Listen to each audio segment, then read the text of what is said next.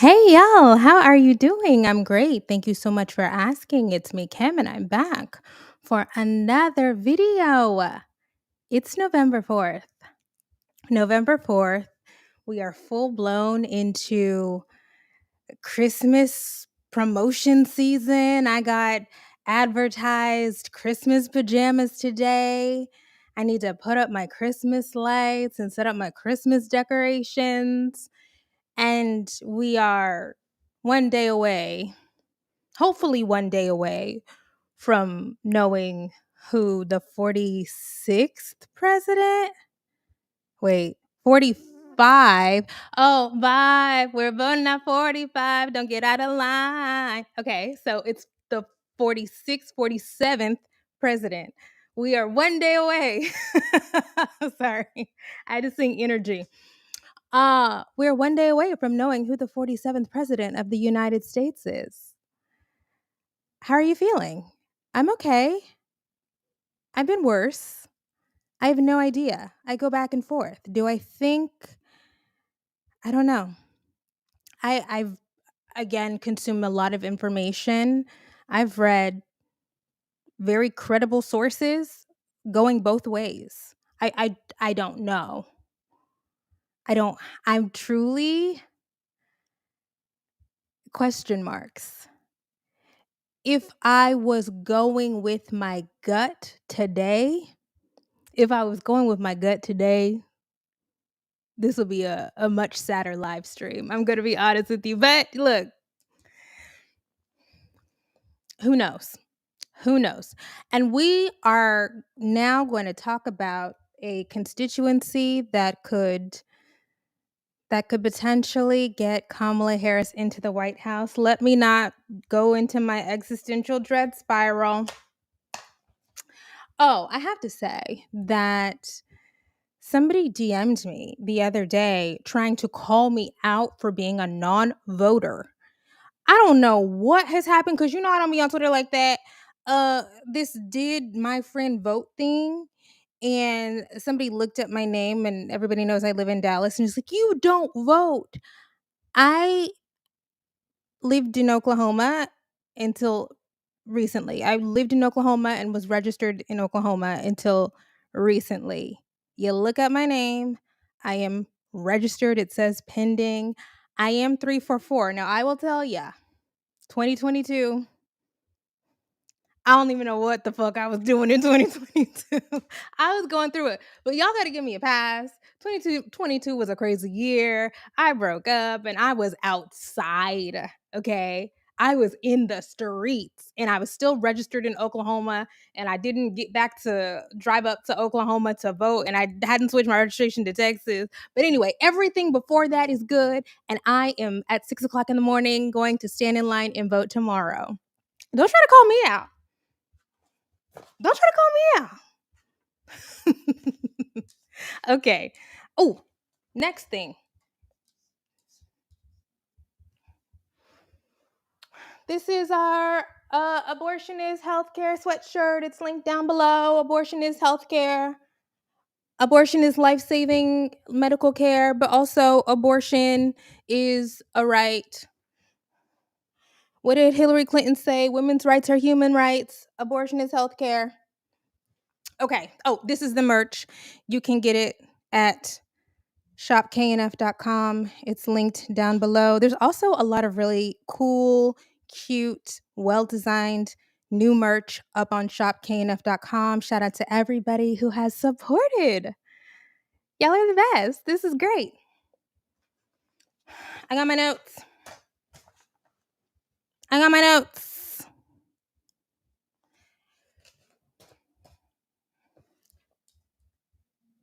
How will married women vote?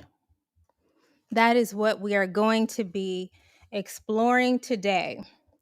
From my understanding, if Kamala Harris has any chance of winning this election, she is going to have to win a solid majority of women, and that is all women. If Kamala Harris takes this home, women will have carried her across the finish line. And when I say women, obviously she'll get Democratic women, but she also needs to get a solid share of registered independent women and registered Republican women.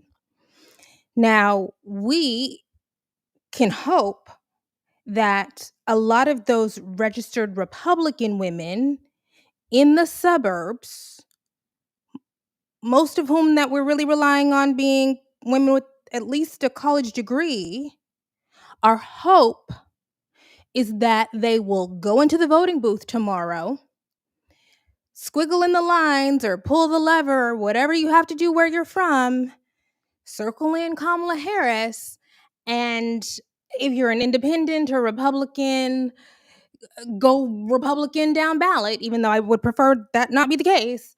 We have to hope that they will do Harris at the top, and I don't know, whoever is running against uh, Bob Casey, what is it, Marino or whatever? I don't know, Moreno in Pennsylvania. But actually, I do want Bob Casey to win. We actually need y'all. If you're an independent or Republican who's going to vote for Kamala Harris for president, we actually need y'all to at least do the Democratic senators. Come on. And if you are an independent or Republican and you live in New York or California, you also need to do Democrats for House. Come on. Come on. What do you have to lose? What did Trump say? What the hell do you have to lose? Okay. But the Harris campaign is betting on a uh, a historic amount of split ticket voting among suburban white women and educated white women. The trouble with that is Republicans are much more likely to be married, and married women have long voted alongside their husbands, and Republican men vote Republican. Let's take a look at the split. So, this is from the research and polling organization Gallup. They have a whole write up on the partisan divide in marriage. As you can see from this, Republicans are much more likely than independents and Democrats to be married. They underscore in that write up that that is true, even if you adjust all of the other variables: age, education, which is a big one, ethnicity. They say race, but race is a little bit iffy because this is a domain where there's a little bit of Black privilege. As a Black educated woman who is dating and is long term partnered with a Black educated man, we don't have that. We don't have that. Black educated men vote Democrat. Now, often with Black couples, they are politically mixed in different ways, but the divide within Black marriages and Black households is not partisan. It's how do you feel about trans people? How do you feel about gay people? That's the divide. Not in my home. But in a lot of y'all's homes, y'all are arguing over gay people, but you're still voting for Democrats, okay? In the white women's homes in particular, they are politically mixed in that way, but often they might be registered as Republican, but they maybe vote Democrat occasionally, or they're registered as independent, or maybe vote Democrat occasionally. It's just a different thing. If you're Black, we don't really do that. We don't really do that. And this divide is why we have seen Kamala Harris stumping across the blue wall with the nice, respectable white woman Liz Cheney, because they are hoping to create what is this election cycle's buzzword, a permission structure for the other nice, respectable women to put country over party and vote for Harris on November 5th. We're keeping the existential dread away. Okay. So we are seeing right now a mountain of messaging aimed at those nice, respectable, predominantly white women, hoping to grab them not only with the issues, but pointing out that Donald Trump is a horrible fucking human. But not only that, you, like Democrats on the issues, you recognize that Donald Trump is a cretin, and you can vote Democrat and your husband can never know. That's what a bunch of the current campaigns are trying to tell the women. You can do it covertly, do what you know is right, and your husband will never know. What we're going to do today is take a look at some of that messaging directed at the nice, clean, respectable married white women. And we can have a little bit of a chit chat about whether or not we think that that is going to be effective. Let's take a look at, well, here's one ad.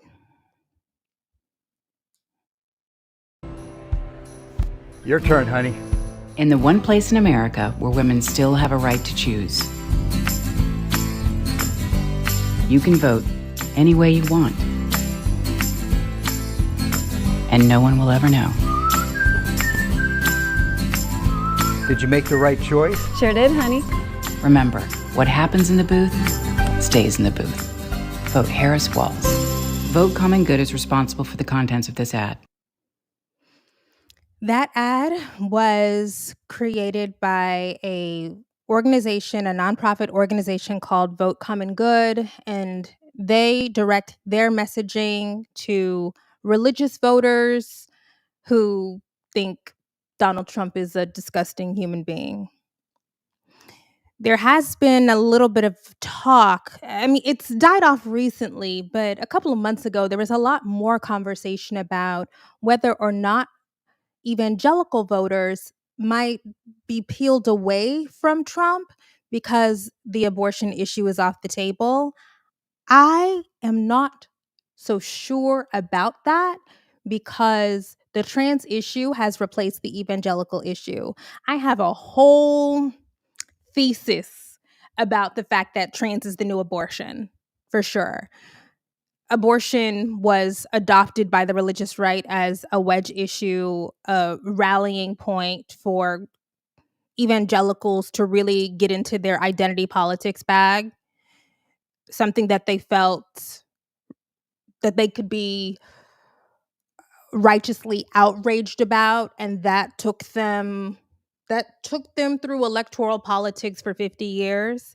Generally, that's off the table. In fact, we see in a lot of the most historically conservative states in the country that they are actually now more pro-abortion than they have been over the last 40 or 50 years. A shout out to the Dobbs decision for helping women across the country realize abortion is healthcare. Abortion is healthcare. Okay. Uh so we'll see.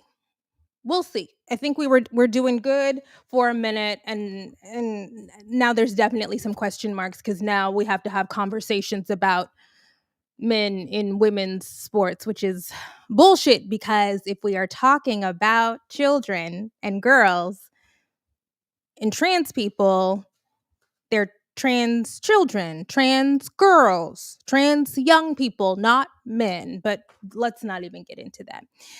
That was a 30-second spot with Academy Award winner Julia Roberts doing the voiceover. You saw in that spot the women faking out their husbands, we're doing the right thing, and then they go and secretly circle the Kamala Harris bubble and the women lock eyes and they're being subversive. We're back to the 70s again. Democratic pollster Celinda Lake has been doing a lot of explaining around the gender gap over the last couple of months. She used to be one of the lead pollsters for the Biden 2020 campaign, and her specialty is the intersection of electoral politics and gender. She explained on the New Yorker Radio Hour podcast why you have to message to married women this way. Your husband will not know who you're voting for. Your father.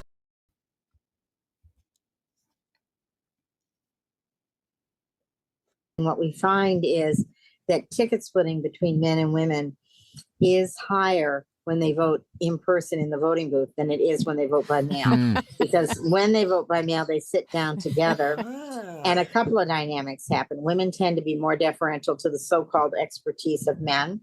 And men, of course, agree in their expertise. Women also, she'll think, I think I'm voting for Hillary.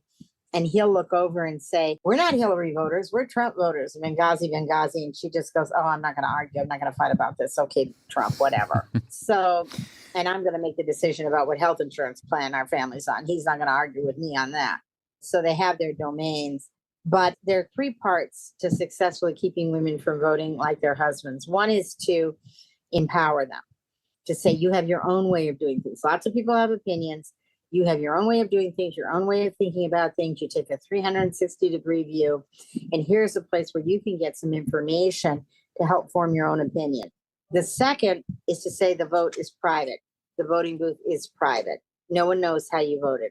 And the third is women don't like to vote for themselves. They like to act on behalf of others. So to call on them and say, you're a role model. Our daughters and our granddaughters are looking at us. You vote for your family. You vote for what's best for your family. And so doing different ways to encourage them to make up their own mind. It doesn't work that well to say you're right, they're wrong, because a lot of women don't want to vote because they're right. They want to vote because they're taking responsibility for other people in their communities and their whole families. Yeah. But Linda, wait a minute. There's like a revelation embedded in there, it seems to me, which is that actually in-person voting, which Donald Trump is always promoting, There's is some good stuff at the end there. bad for him In-person when voting.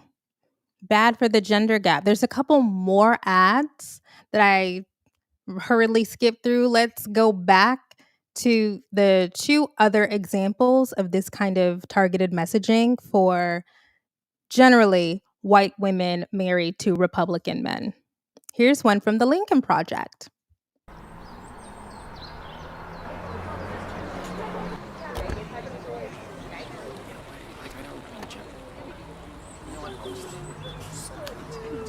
Still voting for him? Hell yeah.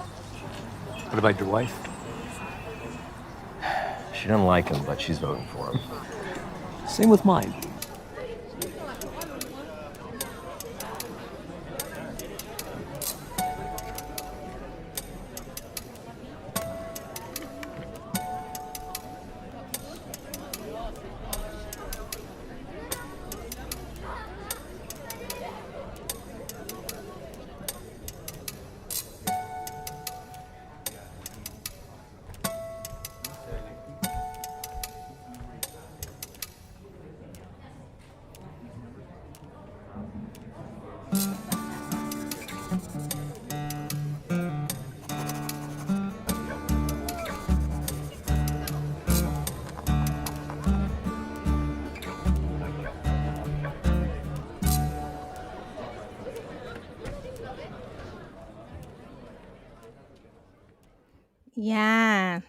Yeah. Let's do another one.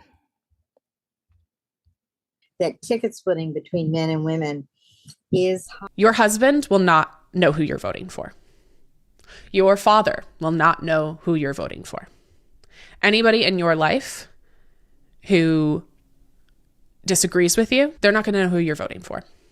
You can quietly, without a lot of fanfare, vote for the type of candidate and the type of policies that protect you and that protect your children and that protect your community and that protect the other people in your life that you care about. You can just do it. No one's going to know. No one's going to know. If this is the most radical act that you can do is just with your vote according to your values, I love that for you. I love that for me. I love that for us. I would really, really thank you. The community of women would really, really thank you for standing up for yourself and for standing up for other women and for standing up for other marginalized groups that need it. We saw two well-produced, polished ads and one TikTok that I saw on feminist Instagram Reels. And the two polished ads, the one from Vote Common Good and the Lincoln Project, they're explicitly about your husband doesn't know. We see the women sneak in and circle in the right bubble.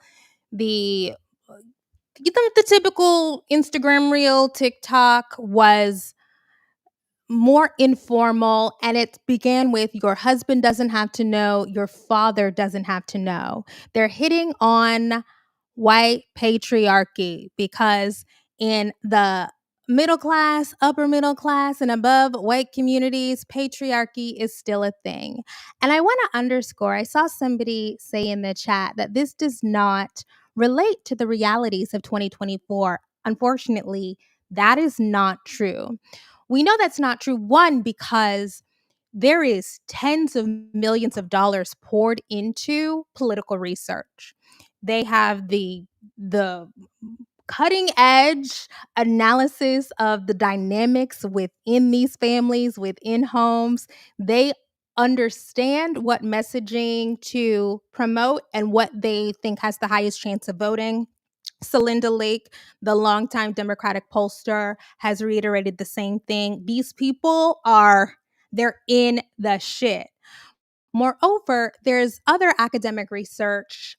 I'm thinking of Wendy Wang, who is, I believe, the director of research at the Institute of Family Studies, and Ami Gordon out of U Michigan. They have done research around how partisanship and political divides harm relationships. And in Ami Gordon's research in particular, we'll say Gordon et al., because I believe she had some co authors. What they found was that women in their marriages are trying to avoid conflict generally. And if bringing up a partisan political split, and the Gordon paper was published this year, by the way, and if there is an opportunity to avoid conflict around electoral politics or any other political issue, generally women will try to avoid that to keep the peace. That dynamic is particularly present in conservative households. In households that value or prize traditional gender roles, women feel much more pressure, according to Gordon et al. And actually, let me tell y'all the name of the paper. Let me see if I have that in the notes.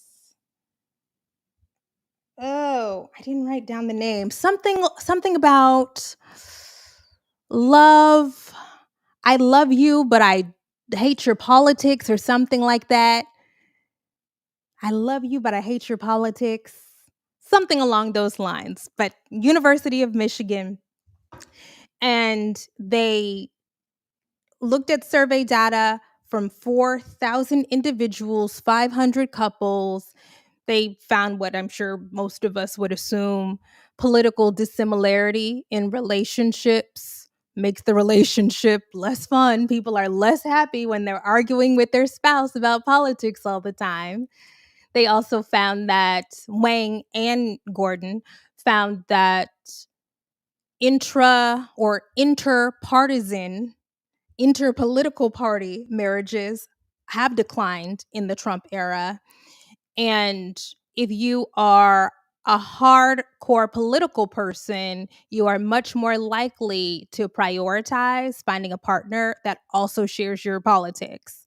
As a hardcore political person, I can tell you that is true.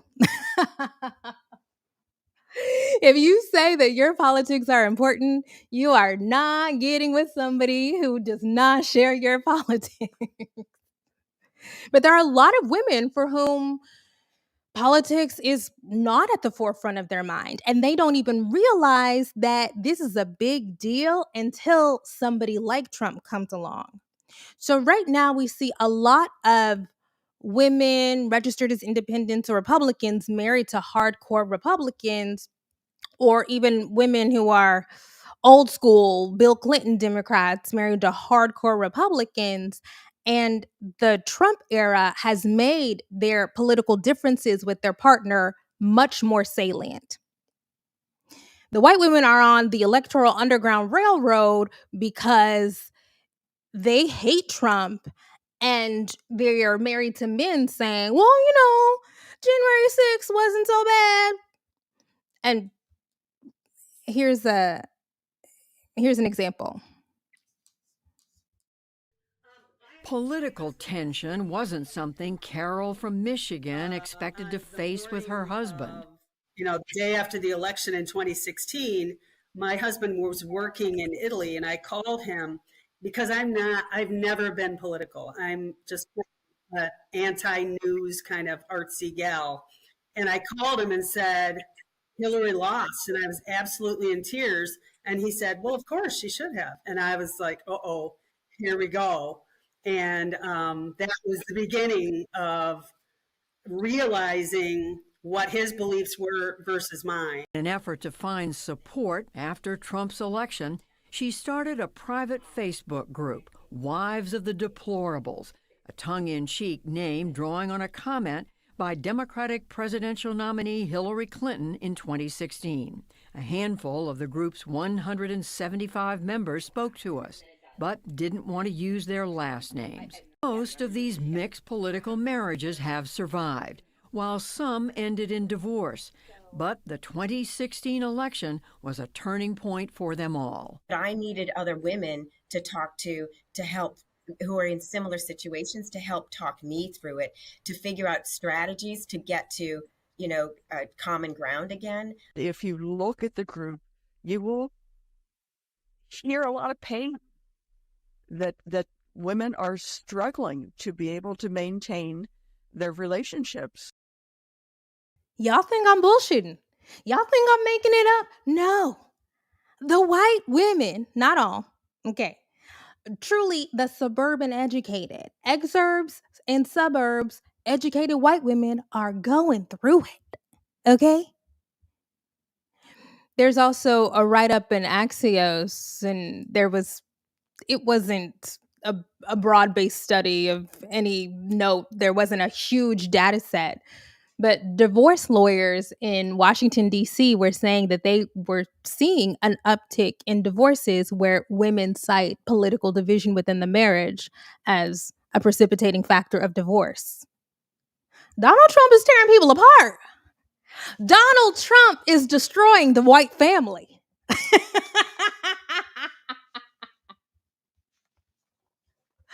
Donald Trump is tearing the white community apart. We'll see. We'll see. We also had this from Charlie Kirk. And she needs people to basically lie to their husbands, which they are promoting, by the way, which I find that entire advertising campaign so repulsive. It is so disastrous. It is just like I'll show it in a minute. It is the embodiment of the downfall of the American family. I think it's so gross. I think it's so just nauseating where this wife is wearing you'll show it, wearing the American hat. She's coming in with her sweet husband who probably works his tail off to make sure that she can go, and have a nice life and provides for the family. And then she lies to him saying, oh yeah, I'm going to vote for Trump. And then she votes for Kamala Harris as her little secret in the voting booth. Kamala Harris and her team believe that there will be millions of women that undermine their husbands and do so in a way that it's not detectable in the polling.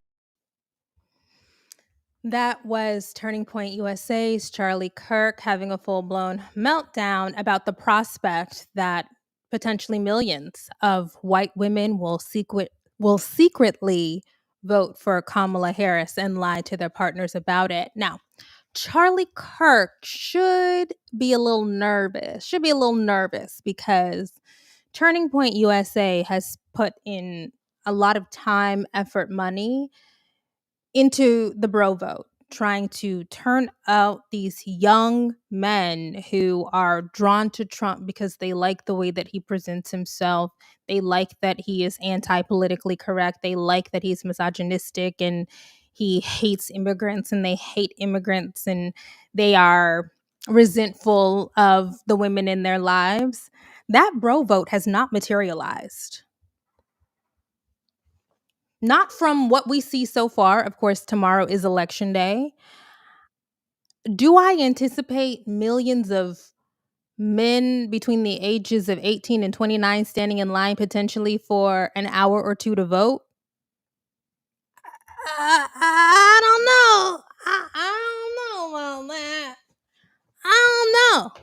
Because even I'm like, oh my God. That's why I'm getting up at 6 o'clock in the morning. But we'll see. Look, I don't know. I don't have a crystal ball, but I can tell you that the prospect that millions of traditionally independent minded or Republican women showing up for Kamala Harris scares the hell out of Republicans. That's why there has been this mass smearing of Ann Seltzer over the last couple of days. Seltzer is one of the most trusted, respected, and accurate pollsters in the United States. And we're spending way too much time talking about polls. Next election cycle, I'm not going to talk about polls like this. I read this editorial from Jay Caspian Kang in the New Yorker. I agree. We're spending too much time talking about polls. At any rate, Seltzer, in her Iowa poll that was published in the Des Moines Registered, had Harris up over Trump in Iowa 47-44. Even in the write-up, Seltzer's commentary was, well, this is certainly unexpected. And people lost their shit because they understand Seltzer's reputation. And if Harris is up 3 in Iowa, this is gonna be a really fucking crazy day for Republicans tomorrow. If that is not an outlier, and if that is a trend, it's gonna be a crazy fucking day tomorrow in Trump world. It is. But I've seen Seltzer explain the methodology. I've seen her explain the outcomes. And she has said that the real shift that she has seen is among women. And there's been a huge shift among baby boomer white women. Again, as I mentioned in the Bro Vote stream from a couple of days ago, our politics are crystallized in adolescence. Generally, Gen Xers more conservative than the baby boomers and the millennials. The baby boomer women in particular, the women who came of age when there was a fight around Roe versus Wade, do not fuck with Donald Trump. Not all, but particularly the women who are professionals, who have at least a college degree, who live in the suburbs. Those are the women on the Electoral Underground Railroad. There's a great ad from Sherrod Brown in Ohio where Brown's opponent, who is Sherrod Brown's opponent in Ohio? I don't know. But the Republican senatorial candidate said that it was weird that women over 50 cared so much about abortion. And just such an unforced error, so needlessly inflammatory. But Brown came out with a great ad that featured baby boomer women saying, I fought for this. We fought for this. This is why we care. We care for our daughters. We care for our granddaughters. We're a part of the community. That seems to be the message. The message is, we're not doing this just for us. We're good. We want our daughters and granddaughters to have access to the highest quality health care. We want our daughters and our granddaughters to not be forced to bear children they don't want to bear. Those ladies understand, look, we have for decades had this conversation about how sexually irresponsible Black women are, and we just have sex with anybody and we get pregnant, whatever. And Black women have been saying, white women love abortion. Black women have been saying, white women love abortion. Women love abortion. Maybe you don't want to come out and loud and proud wear the abortion is healthcare sweatshirt. But particularly upwardly mobile white women love abortion. They understand that it's a necessity. And Seltzer speculates, and she says time and time again, she is not an analyst, she is a data cruncher, but she speculates that one of the catalysts of the huge shift towards Harris in Iowa in particular is the enactment of this 6-week abortion ban at the end of July. And in the months since, those women have seen what horrible outcomes that produces. And now they're swinging. If these trends hold, that is a catastrophe because married white women are among the most reliable voting demographics. They vote. They will stand in line. But we'll see. We'll see. I don't know. I don't know what's going to happen. Let's hit a few comments and then we'll boogie oogie oogie on out of here.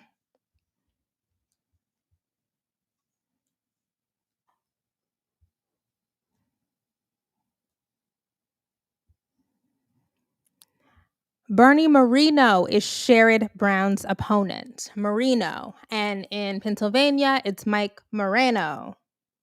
Okay. Fun fact, Gen X is Trump's most reliable voter base this election season, even more than boomers. Yep, I underscored that. That Gen Xers vote more conservatively than baby boomers. The people who came of age during the Reagan era, because that is the time period when our political outlook, our views on the world are hardened, they are still holding on to that. So that is true, Czar.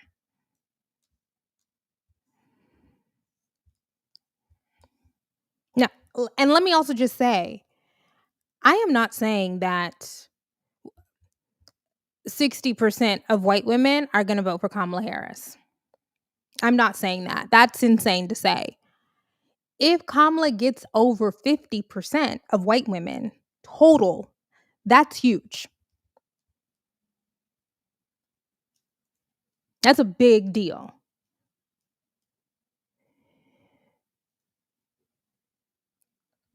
I believe that I know people are stuck on the 53% with Trump in 2016. That's actually an inaccurate number. After all of the data has been crunched around the 2016 election, that was Trump versus Clinton, probably about 48% of white women voted for Trump. If Kamala gets 50%, 51% of white women, that's insane. That's huge. Especially because women make up a larger share of the electorate.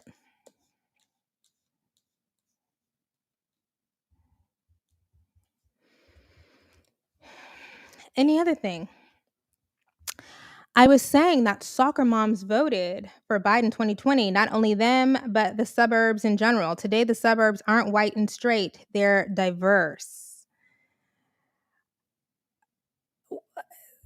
They're more diverse, but white people still generally live in suburbs and exurbs, but they are more diverse. And I believe that I've heard, particularly in Pennsylvania, the suburbs are getting more diverse, which let's not even talk about Pennsylvania.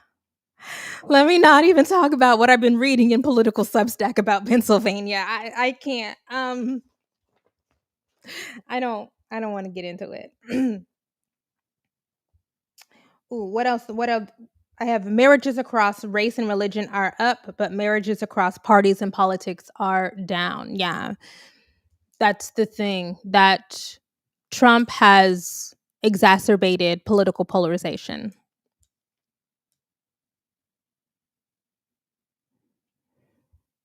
Liz Cheney is an example for sure.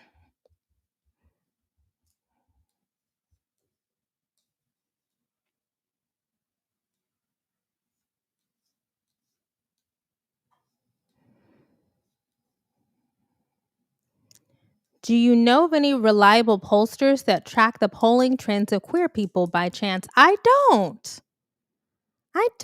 But that's a good. I don't know. Does Data for Progress? I don't know. Data for Progress does a lot of racial breakdowns, they do gender breakdowns, they do age, but I don't know if they do queer folks. If y'all have any posters that track queer folks, let me know. But I am saying I am divesting from polls after tomorrow. I've been convinced people can who barely pass statistics are spending too much time talking about polls. I really agree with that. I told you about how I barely made it through the graduate political science class in undergrad because I said this is a lot of math. This is a lot of math. Hey, this is a lot. I thought I was doing something trying to take the grad school class. Oh, it's a lot.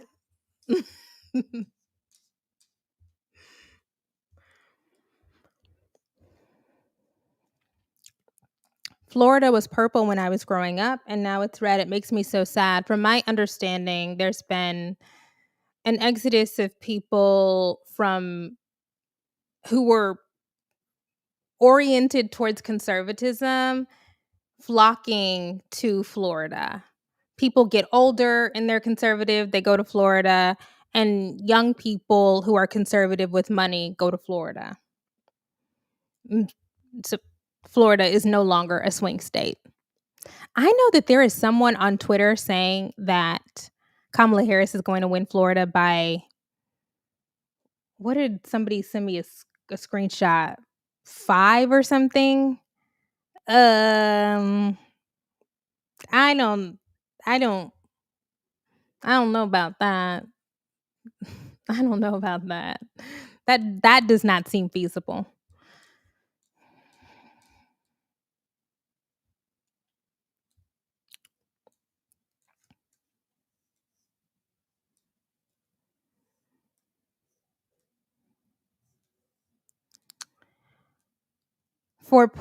We're having an economic discussion.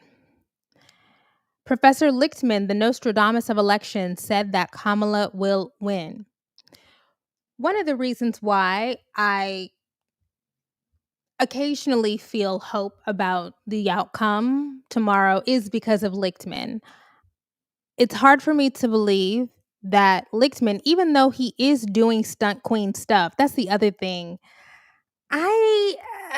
I'm happy for Alan Lichtman for getting to the bag and getting his name out there and being able to bolster his reputation. But I think that the serious academics should do the serious academic stuff and leave the goofing around to the rest of us. You know? I think we need a hard line between the serious academics and the online stunt queen goofballs like me. And so I think Lichtman has muddied the waters in a way that makes me a little, I don't know. But despite the antics, I still don't think that he would put his professional reputation on the line, 40 something years of work on the line, just to get YouTube views. I don't believe that he would do that.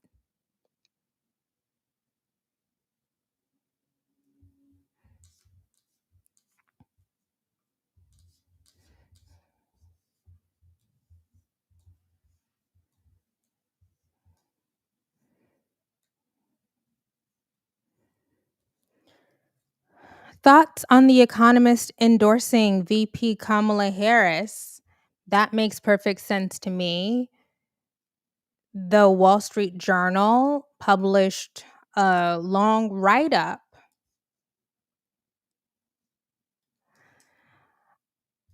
The Wall Street Journal, published a long write up of lots of different economists saying that Harris's plan is going to be better for the economy. Okay, a voting suppression is also a tactic by abusers. Tips for survivors who want to vote in safety are on the NNEDV site. NNEDV. I'd never thought of that. that voter suppression might be a tactic of abuse. But that makes sense. It does make sense. NNEDV.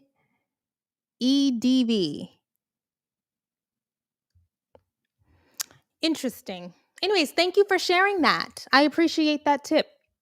But thoughts on The Economist endorsing Harris? Yeah. The Economist, and by the way, economics is a very conservative field. I believe that I've seen surveys where economists are the most likely people in the academy to vote Republican. And economists have roundly rejected Trump's economic proposals. They say that they're going to be inflationary. They also, I've seen more progressive economists say that more tax cuts for the rich are going to worsen income inequality, that Trump's proposals will decrease business investment and slow growth because of how badly they're going to damage the economy. We even had Elon Musk retweeting somebody who said that Trump's proposals, his protectionist economic proposals, were going to cause pain for a lot of people in the United States, but we had to endure the pain in order to get to the other side. It's not going to be a good thing if we're talking about the macroeconomic look. But most people don't even really care about macroeconomics. Most people care about micro. Don't get me on my amateur economist shit.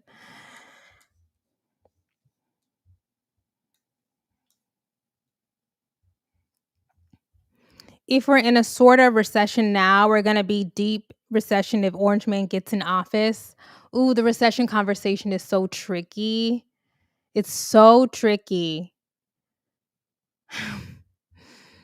But there are definitely parts of the economy that are in recession, undeniably. But we can't really get into that. We saw the GDP number, 2.8 is a solid number. We saw last month's job growth. That's good. I think the last time I saw the JOLTS number, well, I think the JOLTS wasn't great, meaning the job openings. I don't know if it was great.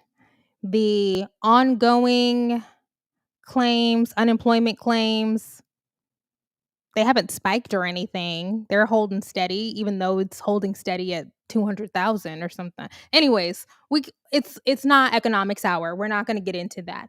This is an incredibly mixed economy because this economy is, the outcomes are so divergent for people at the top and people at the bottom.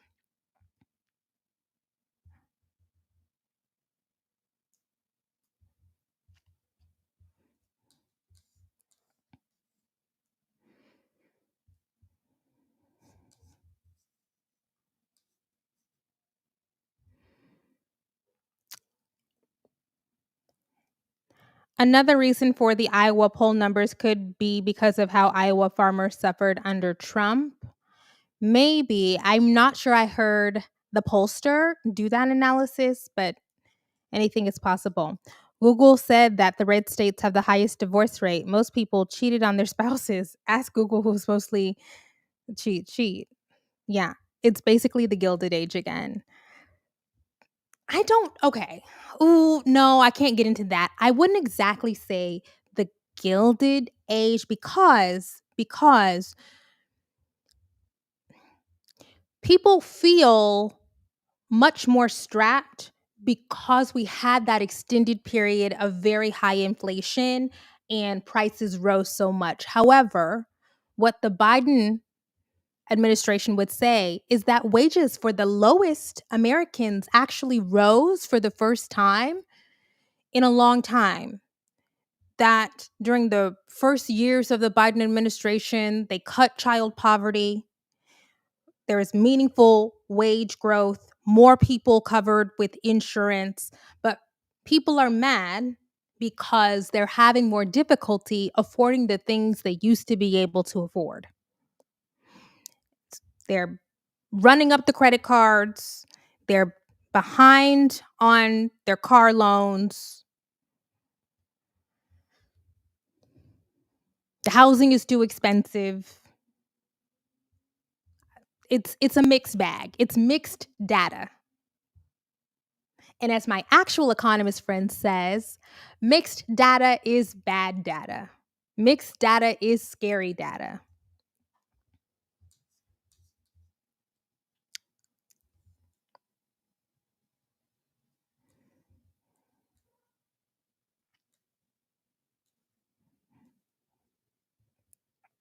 I also believe that for the first time in a long time, union membership expanded during the Biden administration. I'm not saying that the Biden administration got it right on everything. I am not. I'm not. I'm saying it's mixed. It's a mixed outlook. And if you are doing well and if you're doing okay, you should not shout people down who say that they're hurting. That is not a winning strategy. We got to stop it. We got to stop. Don't do that. And I'm glad that we haven't seen Harris do that.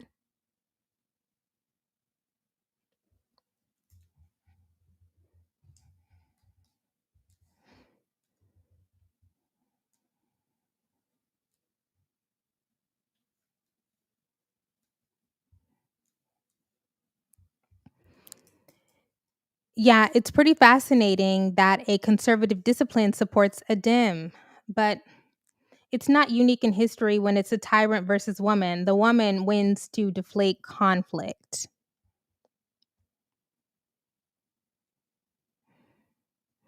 That's another thing, interesting thing that I have seen in the political science research. People don't want women who lead into division. We've seen Harris reiterate time and time again that she is a uniter, that she wants to build consensus because the political science research says it's funny that she says consensus because it's literally the word consensus literally comes up again and again in the scholarship. People want women leaders who have the ability to build consensus, to bring different factions together. That's the only way to win.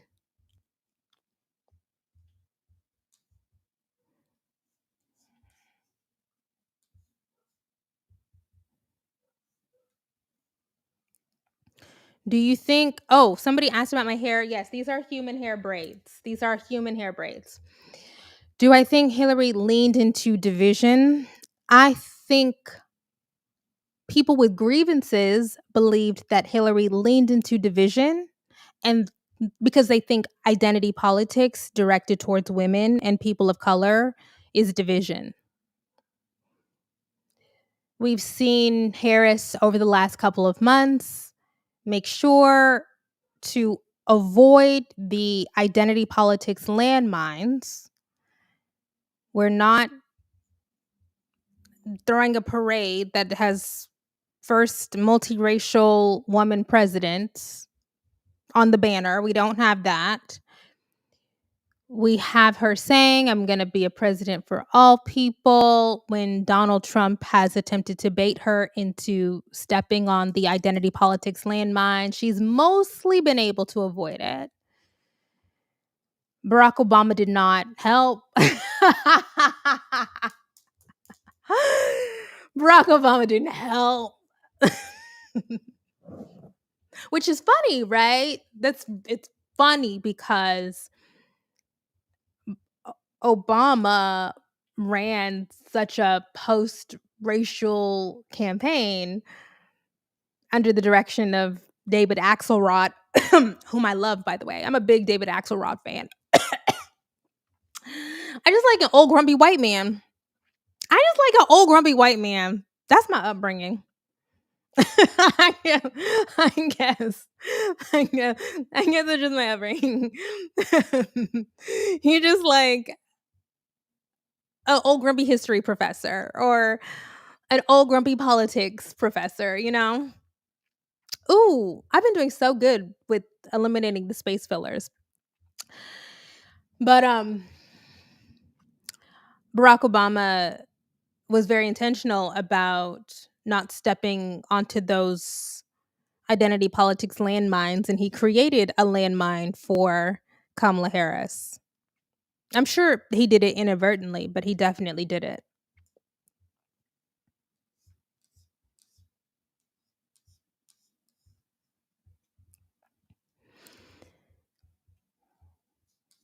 I also heard about celebrities propping up candidates who don't vote. Oh, you heard celebrities. Let me put this. Brianna, I 100% believe that that's the case. We need to pull up the Nelk Boys voting records. We need to pull up Theo Von's voter record. We need to pull up the Paul brothers voter record. We need to pull up, well, I believe Joe Rogan votes, but all of those people that Trump has sat down with, all of those podcast men, we need to pull that up. Look it up, because I do not believe that those people vote. Now, you can shame me because I'm 3 for 4, but those people are 0 for 4. I'm sure. I'm sure they're 0 for 4.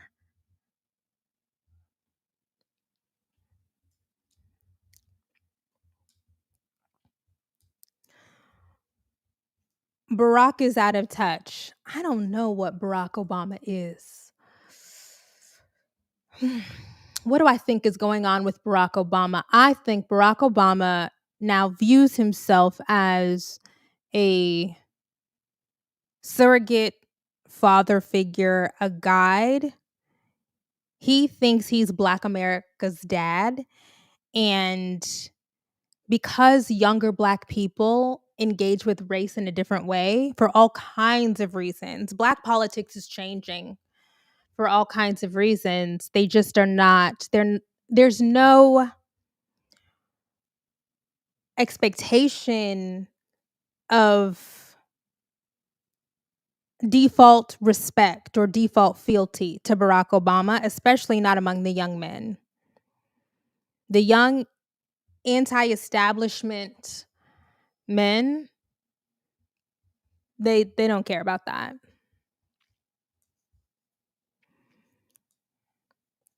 Do I think SNL was endorsing Kamala Harris? Do I think that they were endorsing her? No, I think it's not an explicit endorsement, because an explicit endorsement, as we've seen from the FCC complaint, they would have had to offer Donald Trump or other candidates, other presidential candidates, equal time, because there's an equal time rule from the 30s where you can't have any promotion for presidential candidates without everybody being able to get their promo on.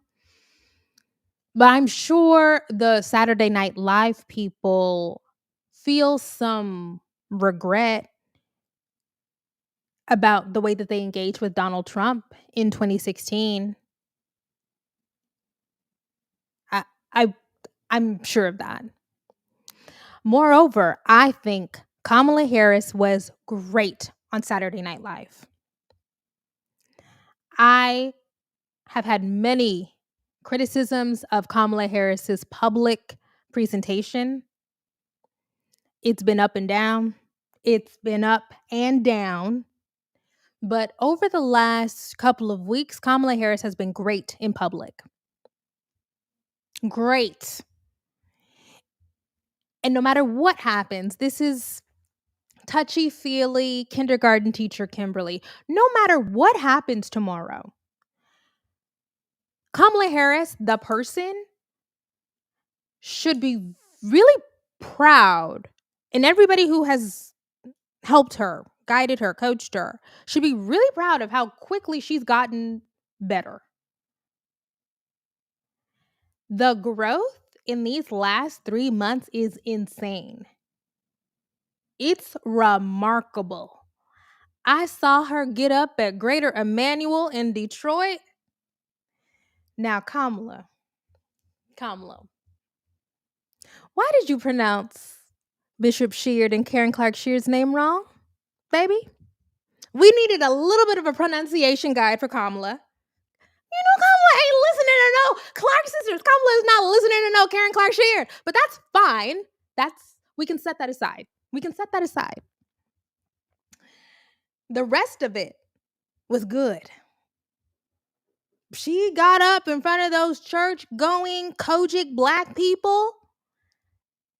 Good. Conviction. Convincing. Went up a little bit. I said, oh my, okay. I need Kamala to tell me what her favorite Clark Sisters song is real quick. Quick.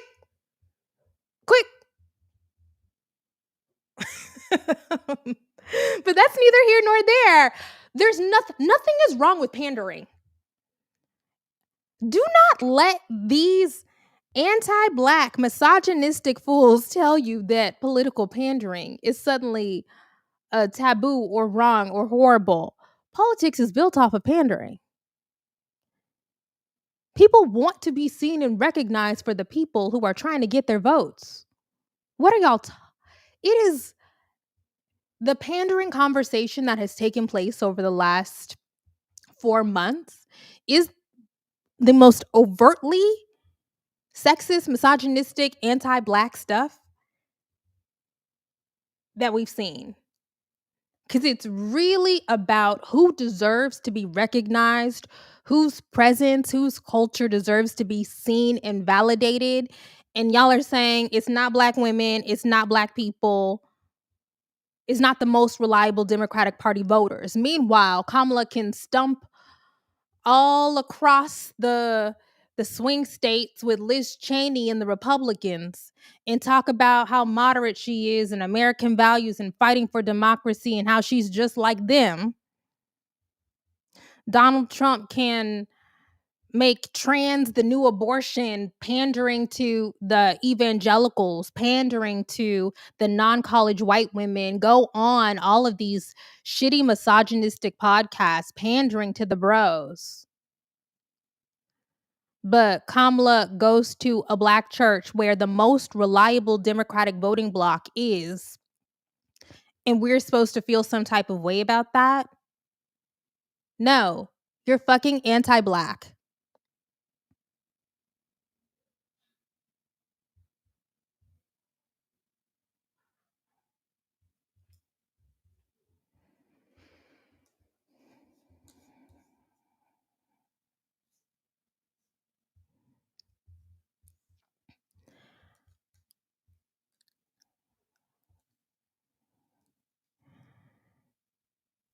Can't get you think you fell out of a coconut tree out of my head.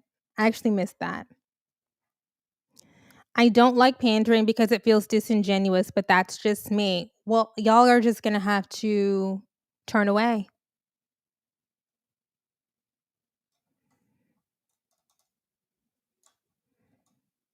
It's been the name of the game. It's the name. I mean, I don't know what to. When Ronald Reagan, decadent Hollywood Ronald Reagan, was running against Jimmy Carter, the first evangelical president, what did he do? He pandered his fucking ass off to the evangelicals. He didn't have no connection to that community, to those issues. He knew he had to out evangelical the evangelical to get the votes. And what did those evangelicals do? They fucking voted for him. Why are the needs, concerns, political presence of white men or white evangelicals, why is that more worthy of validation and recognition and quote unquote pandering than black people or black church people or black women?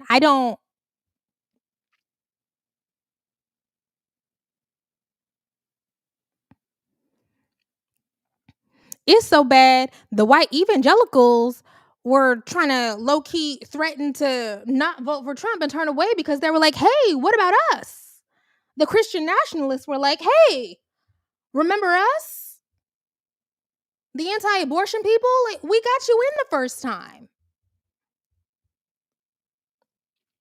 I don't know, y'all. I don't know.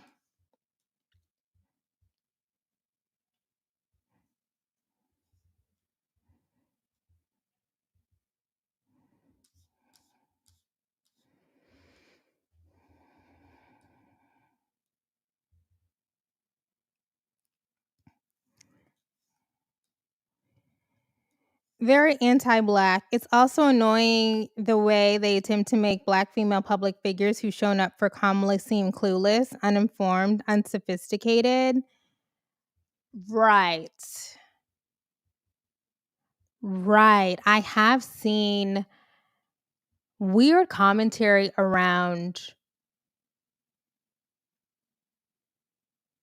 Megan Thee Stallion, Beyonce, Kelly in her big suit. I'm sorry, Kelly in the big suit was funny. Even a little bit of that on Michelle Obama, even though people pretend like they would vote for Michelle Obama if she ran for president, whatever, y'all. And it ignores that these people are celebrities, they are entertainers, they're performers, but they are also citizens. They are also citizens of the United States, mothers, community members with political concerns. It just so happens that the celebrities who's have political concerns that align with the Democratic candidates are actually popping. If Donald Trump could get a celebrity that was more relevant than Kid Rock, he would. If Donald Trump could get a celebrity to show up at Madison Square Garden that wasn't fucking Tony Hinchcliffe, he would. He's a star fucker. He loves celebrities, but they don't fuck with him. That's why we don't see them. People are mad that the Democrats are popping. Like, do the kids still say popping? I don't know. I don't know what y'all say.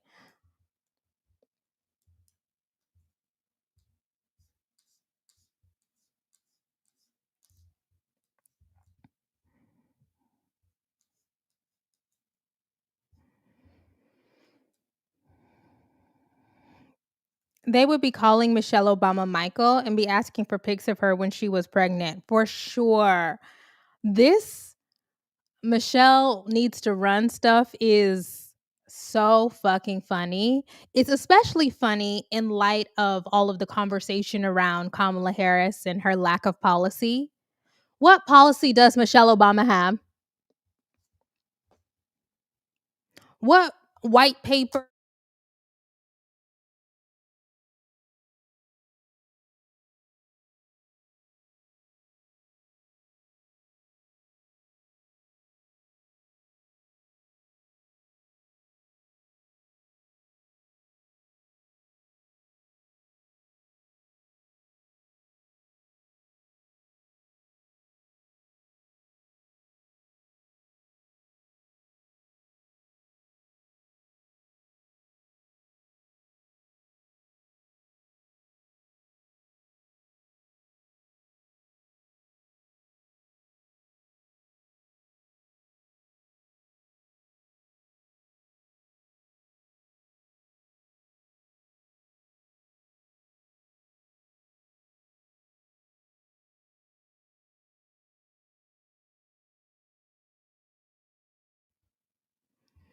Oh, sorry. I accidentally pressed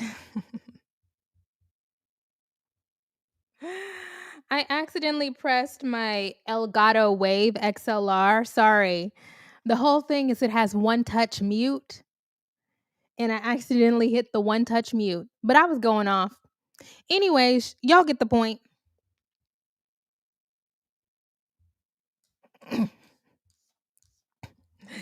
Shout out to Elgato and their hardware. It really works.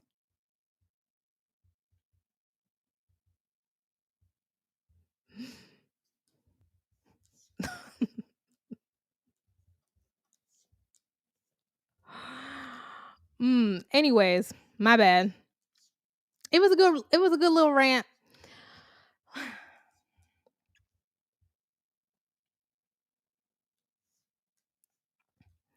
He wanted 50 Cent to perform nitpicking at Glorilla, but Trump got the Bryce Halls and Jake Pauls of the world TikToking to death. Exactly. It is. Ooh. Ooh. I've been holding in my. I don't want to go off on a misandry. Speaking of misandry, get your misandry doesn't exist merch on shopknf.com. But I'm sorry, the black men. Not all black men, I should say. We should expect at the very least, 80% of black men who cast a ballot to vote for Kamala Harris. But that 15 to 20%, ooh, hellbound. Hellbound. Gasoline draws. Oh, that 15% of black men, that 18%, ooh. Ooh, I hope y'all get the worst of it. And it's not just because you're not voting for Harris. It is not that. There are people who have expressed reasons for not voting for Harris that I say are principled, and I am not deeply invested in trying to get people to abandon whatever principles you have. But there's a lot of people who are anti-Harris, and it's built on bullshit. It's built on nothing. Nothing. Lies, right-wing disinformation, a complete lack of knowledge about public policy, how policy gets passed, the relationship between the federal government and state governments, the relationship between the executive branch and the judiciary. Ooh, I hope y'all get the worst of it. If Trump gets elected, and they will, that's the thing. That's the thing. That's the thing.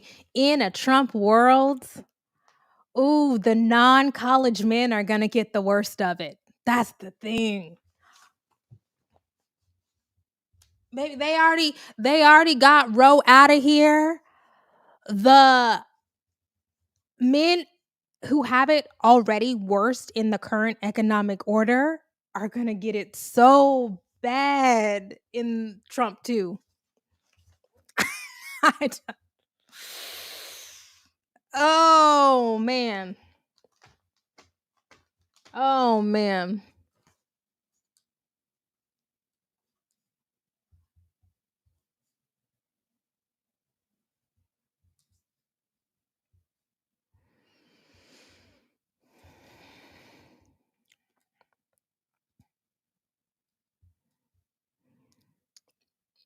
The self-purported,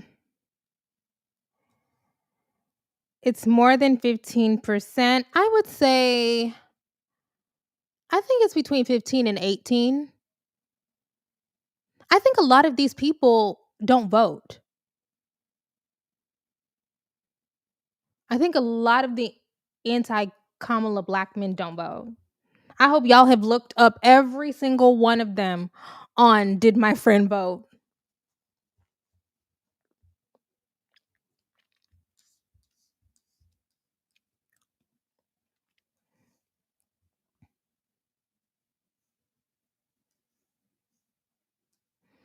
The Democrats have a messaging problem. They do have a messaging problem, and I am willing to acknowledge that. We have to admit that for sure. For sure. I've mentioned Richard Reeves a lot because I've been spending a lot of time with Richard Reeves interviews as of late. And he does talk about how the Republican Party gets at manhood and masculinity rhetorically, but they don't get at helping the non-college educated men, the working class men politically. They don't do it with public policy. But in this current political environment, the the vibes part of it, the culture wars part of it grabs the men. They want to feel empowered. They're looking for somebody to vicariously live through. But Reeves said, and it's in the New York Times over the weekend. It was a write up about young men, whether we would see young men show up at the polls tomorrow. And he said, actually, the Biden administration has done really incredible and important things for working class men with their hundreds of billions of dollars. I think more than $1 trillion has been appropriated, but it hasn't all been spent yet. With all of the Biden administration's investment in domestic manufacturing and their policy investment in bolstering unions. They have done so much to help working class men, but they haven't effectively championed it. They haven't done the work to say this was for men. In fact, this is Reed's argument that when questioned about it, they have tried to back away from the fact that the $1 trillion in investment in maybe it's a couple trillion in domestic manufacturing via the CHIPS Act, via the Inflation Reduction Act, via Build Back Better, that disproportionately helped men, but they don't want to go out and proudly say we are helping men. And I've certainly read Politico reporting about this, the working class men of the Rust Belt. When you question them, isn't it true that because of Biden, this plant didn't close? Or because of Biden, this manufacturing outlet was able to add a few more jobs? And some of the union people are like, yes, this is great. We love Biden. And then some of the union people are like, maybe that's true, but we're not voting for him. Well, that was when Biden was still in the race, but they'll say, maybe that's true, but we're not voting for the Democrats.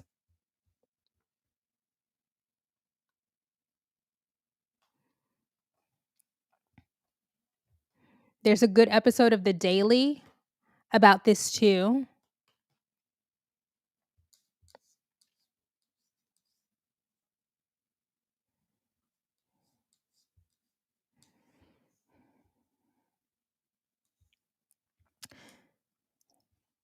The Teamsters pension got a big bailout from Dems and they refused to endorse Kamala. They are more motivated by cultural, social issues than they will admit.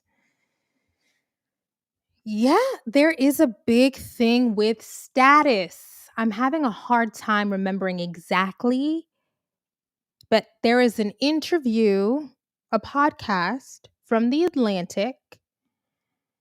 The host is Jerusalem Demses, and she interviewed a sociologist, I believe, about the rise of hostile sexism. There's benevolent sexism and then there's hostile sexism.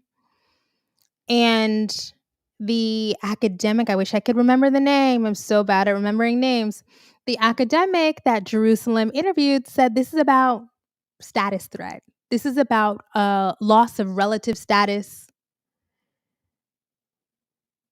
This is about men looking at women shooting up economically and them either barely staying or dipping and feeling aggrieved and angry.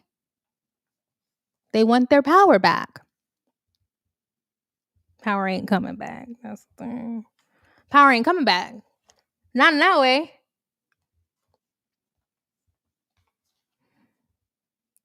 Banning abortion ain't gonna do it. Women just get pregnant. Women just get pregnant less. The other thing about the abortion stuff that I find to be interesting is there's, according to reports, there's more abortions than ever.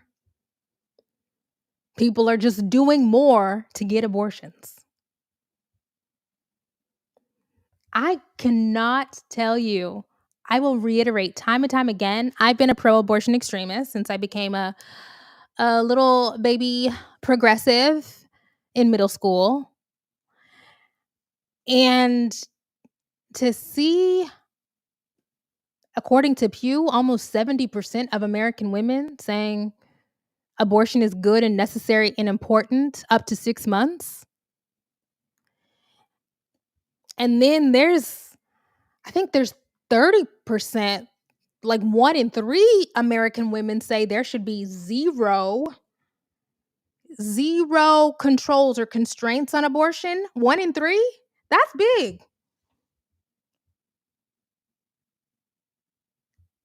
The way that overturning Roe has turned American women into abortion advocates is I was caught by surprise, and I'll admit it, I was caught by surprise when the court ruled in Dobbs. When the Dobbs decision leaked, I did not think that was going to happen. I didn't. I don't know why. It was a simpler time. I was so young and naive.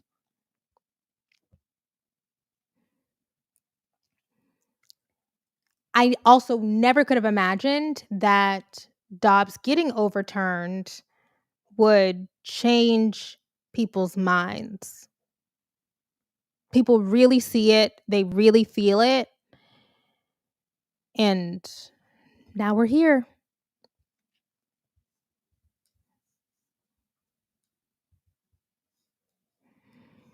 Union members voting Trump is literal insanity. They like the way that Trump shows up. They like the way that Trump shows up, but what is it's crazy. This is when we say people don't vote on policy, they vote on vibes. Union members voting Trump is a big one. And who talks about this? It's Arlie Hochschild. But there's another book about this on I have to think of it. But it's working class men, the way that they have turned toward Republicans and full-throated embrace of social conservatism and grievance politics. There's been lots of good analyses and assessments. What's crazy is Trump is going to weaken unions. He is going to spike inflation with the tariffs, cause so much volatility in the equities market because of the tariffs. It's going to be crazy.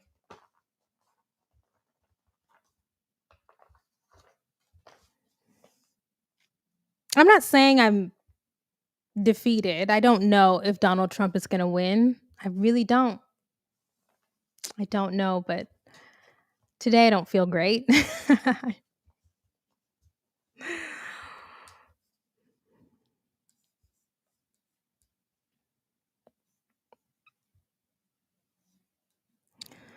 Biden broke the railroad strike. Yes, he did break the railroad strike. Do you have something else, though?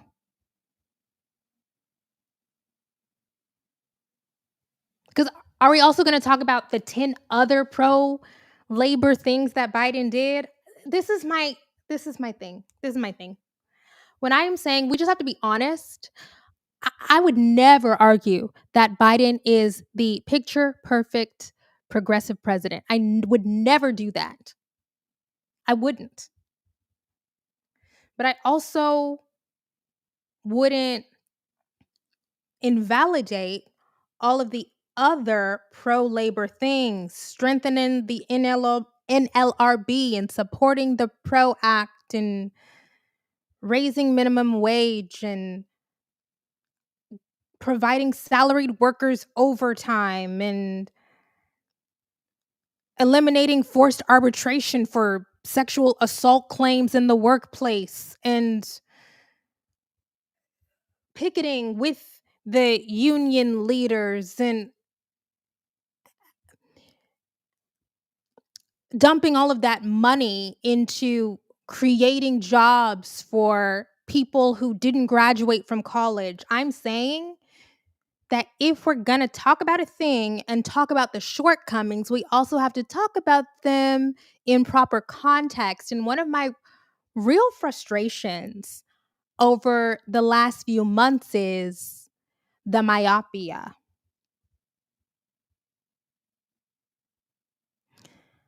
When pro-Palestinian people articulate their issue with Harris or Biden, girl, I get you. Particularly when I hear Palestinian communities, people who have lost family members, the Palestinian politician who wasn't allowed to speak at the DNC, when they air their grievances, girl, I'm with you. Because I'm fair. Legit. It's legit. That's legit. So if we're gonna have these conversations, just don't just choose one. Because that's the other thing I feel frustrated about. I feel like because people are getting their brains rotted on Twitter all day, because because I'm not doing that anymore, because y'all's dopamine receptors are fried on x.com all day, that you're just seeing the same very short sentences repeated over and over again. And then we just see the same point, that same little thing just like repeated over and over again.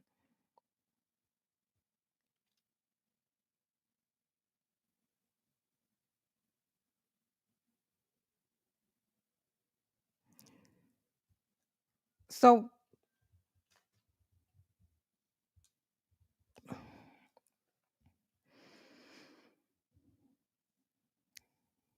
Lena Khan, exactly.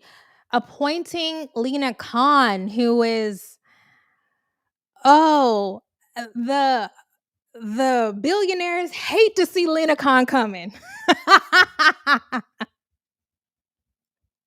The wealth hoarders hate to see Lena Khan coming, okay? That's why they have put so much money behind Harris. They're really pressuring Harris to assure them that Lena Khan, if she wins, will not be in the next administration.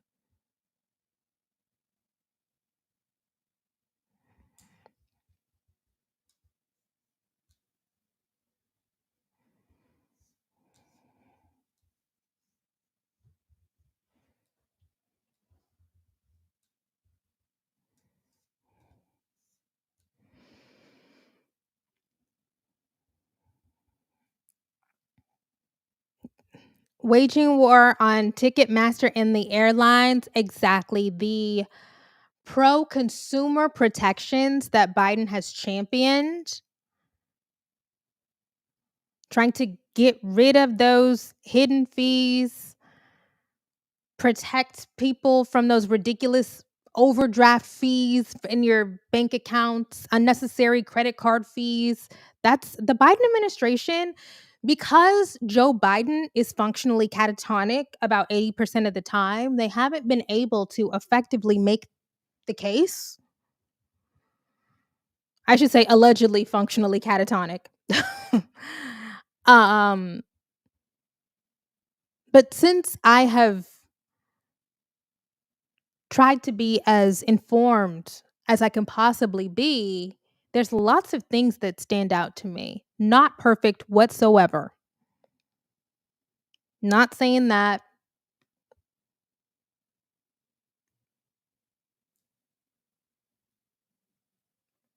But a real change from the last two Democratic presidents.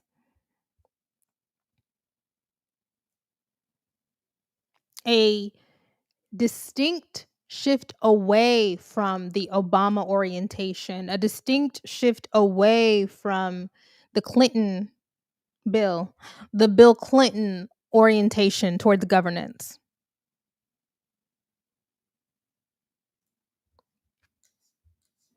Why am I so short? Oh, this has been there the whole time? Whatever, dude.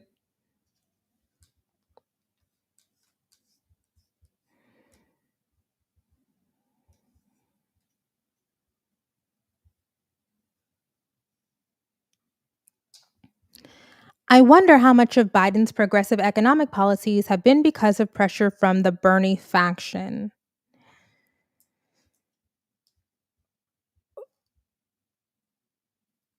Is it pressure? Okay. From the reporting that I've read, I've definitely read about this in Washington Post. Think where else have I read about the Bernie Biden relationship? In Politico. For sure, those are the ones that stand out for me. Biden went out of his way to build bridges with Bernie because he understood that he needed allies.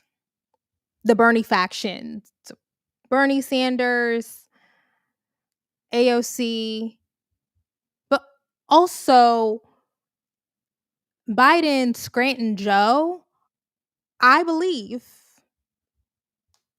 and have I gotten this from my own analysis? Probably from somebody else's analysis. In order to try to beat back Trumpism, he was going to have to make a more populist economic turn. That was Biden's analysis of the current political environment. That Trump gets people in by gesturing toward populist economic policy, but he was never actually going to do it except for the tariff stuff.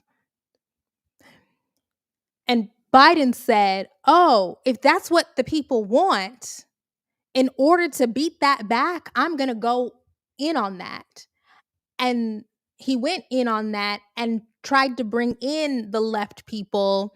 And that is a part of the reason why we saw the left people, Bernie Sanders, etc., go so hard for Biden when it was clear his time was up.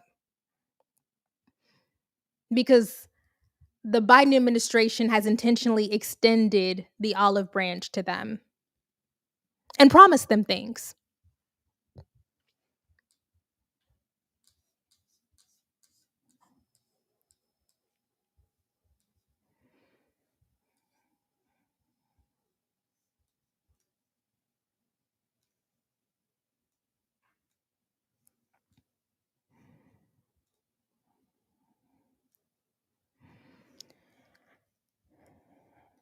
Shout out to Bernie, AOC, Ayanna Pressley, and yes, Elizabeth Warren for making Biden tolerable. I don't know why people shit on Elizabeth Warren so hard. Why do y'all do that? Elizabeth Warren has gone really hard for, and the other day, this is how sick I am. The other day, I was reading a political story from maybe 2015 or 2016 when Warren and Obama were going back and forth about TPP, about those trade policies. And Obama was getting pissed at Warren and calling her out because Warren and Sherrod Brown, they were saying these economic policies are going to hurt American workers. It was a real intra-party fight in the Democrats.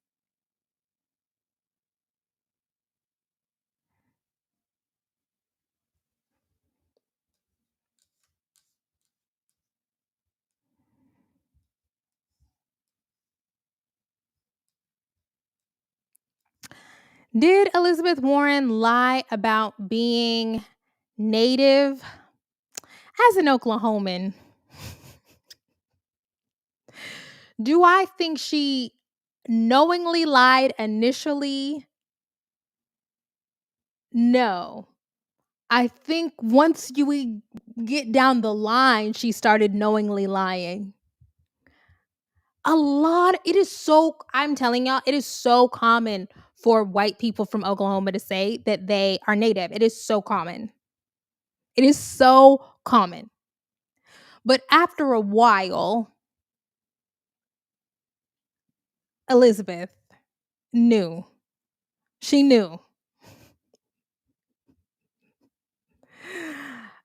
So there's no excusing it. After 1998, I'm going to say Elizabeth knew.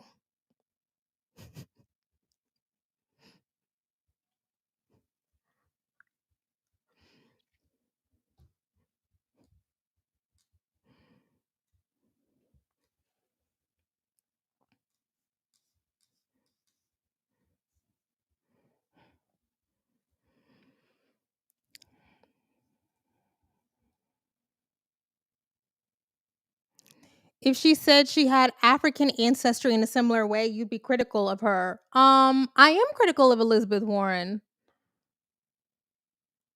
but the relationship between white Oklahomans and native ancestry is different. It's a very specific thing. There's a real, don't make me get into Oklahoma history. Don't make me get into Oklahoma. Y'all saw Killers of the Flower Moon. Y'all saw Killers of the Flower Moon. Let's not get into Oklahoma history.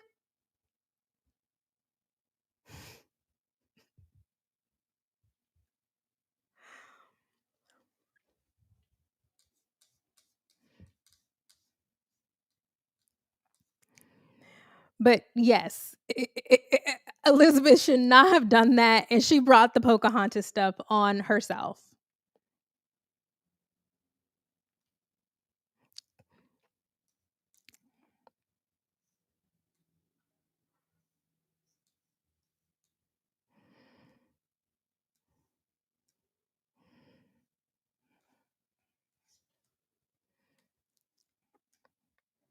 I don't think Trump won't attempt to run again, and his influence will affect future presidential. Donald Trump is old. Donald Trump is not running again in 4 years. If y'all think Donald Trump is going to be sufficiently mentally fit and sound and agile to run another presidential campaign, no. Do I think that he will be around? For sure. Donald Trump is 78.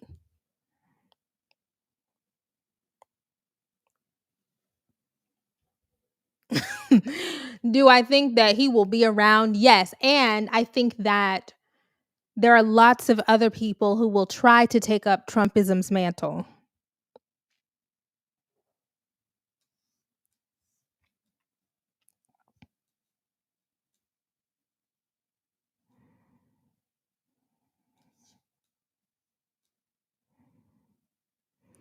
Joining late, but I feel sad for women that have to hide their vote from their husband. Oh, it's complicated. It's complicated, Sasa, because they also enjoy the spoils of white patriarchy. That's the black feminists be trying to tell y'all that this white womanhood that you pedestalize is not. The white women had a whole, and really the middle class white women had a whole feminist movement because they were tired of being subjugated by their fathers and their husbands.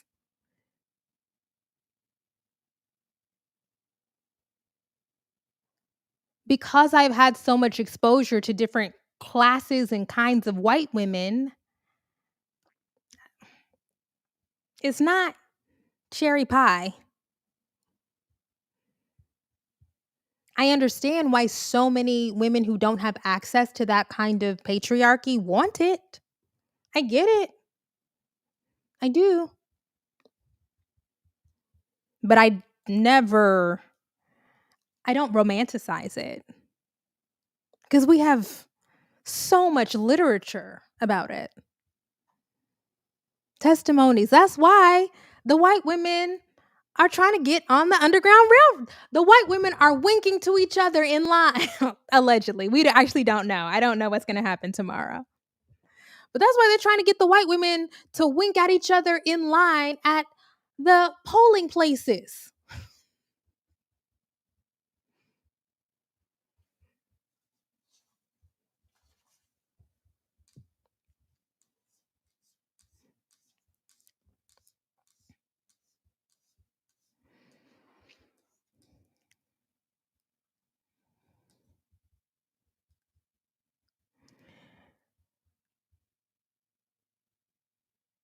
The folks making TikToks about canceling out their partner's vote, mind you, I'm Just Ken was on the chart for weeks. Shout out to Greta Gerwig. Yeah, it's sad. There was a write-up about the women married to Trump voting men in The Cut. I'm just like, y'all gotta free yourselves. White women. But they can't. That's the other thing. Most women, their economic fortunes, their economic stability and security relies on their attachment to men. Can we go back to the video I played earlier? Because I didn't touch on this. Political tension wasn't something Carol from Michigan expected to face with her husband. The day after the election in 2016, my husband was working in Italy, and I called him because I've never been political. I'm just an anti-news kind of artsy gal. And I called him and said, Hillary lost. And I was absolutely in tears. And he said, well, of course she should have. And I was like, uh-oh, here we go. And that was the beginning. Think about what's going on there. Think about what's happening. Think about Carol is not young. She's not young now, and she wasn't young in 2016. There's a lot of, you have to have a certain kind of privilege. I know it's cliche to say now, to go that long without ever being deeply engaged in politics, not paying attention to the news, she admits, but also never talking about politics with your husband? What? Okay, we remember 2016 and the craziness and the uproar and the wall to wall cable news coverage when cable news was a little bit more relevant, and the tweets.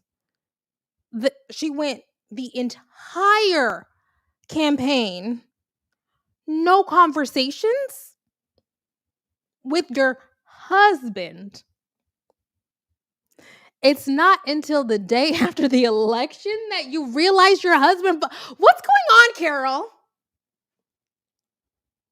Carol. Carol. Carol. Carol.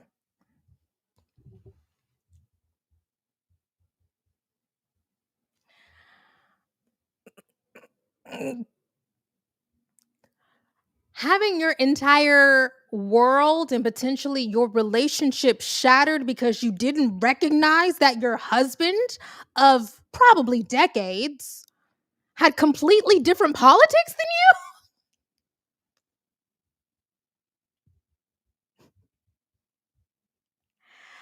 Could never be me. Can't relate. Literally can't. I used to argue with my conservative dad when I was 10. We were arguing in Chick-fil-A about Islamophobia. like, like I just can't. I can't.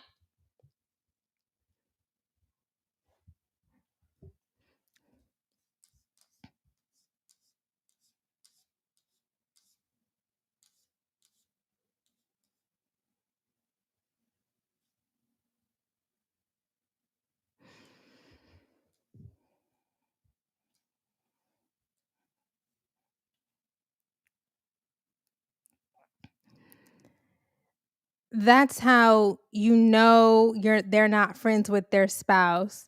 It's not even just about I think I people who come here and are reading political analysis all the time and reading the scholarship and trying to see what the organizers are saying, we're weird. But I think that there is a difference between this and literally not knowing who your husband voted for until the day after the presidential election. That's extreme to me.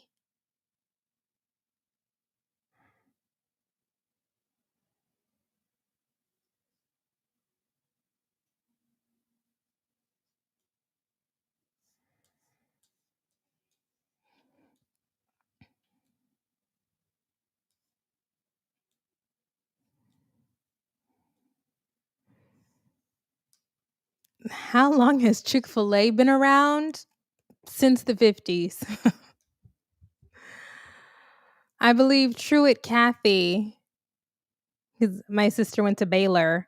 Truett Cathy. Oh, I shouldn't be doxing people because y'all are crazy. Sorry. She went to Baylor for undergrad. Truett Cathy founded Chick-fil-A, I believe, 50s, 60s.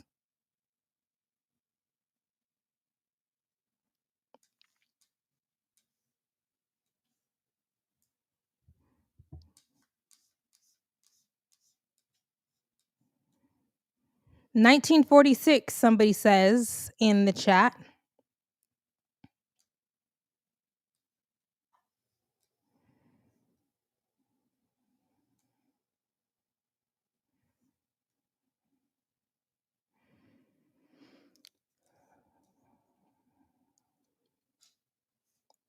What do you think it will take to end the gender divide about young men, cishet men, leaning more conservative? Like, is a culture shift needed? What strategies could we theorize?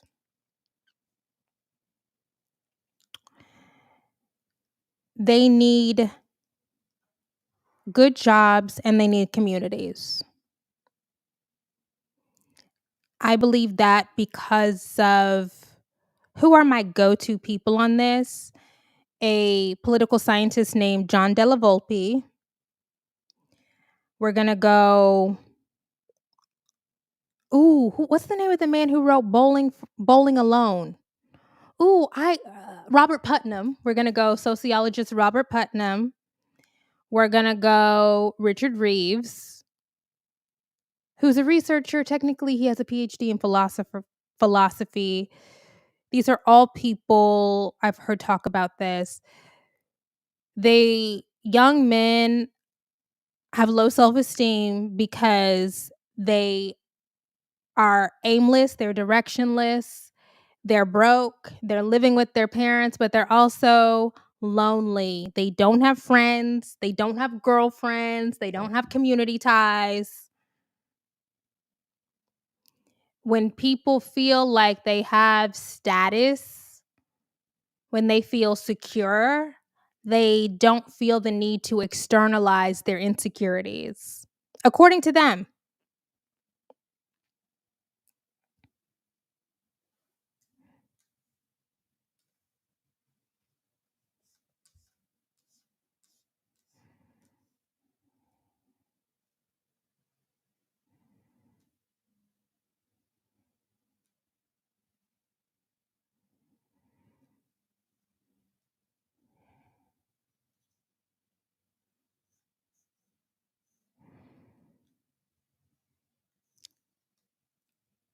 The apolitical thing is a no-go. White women pulling through for once.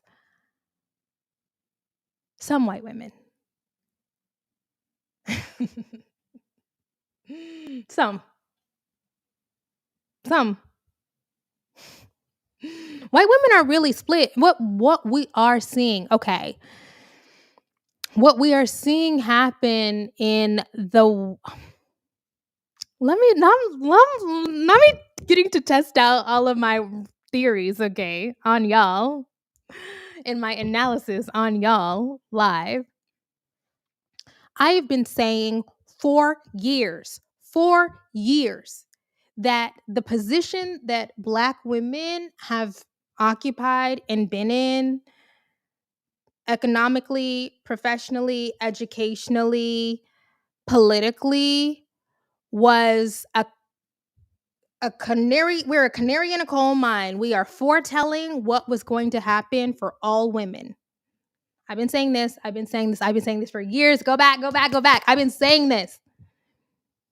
That what actually happens is that what happens in Black America is just ahead of what happens in mainstream America and maybe I'm not the first, maybe other people have said this, I haven't seen them, is 30 or 40 years ahead.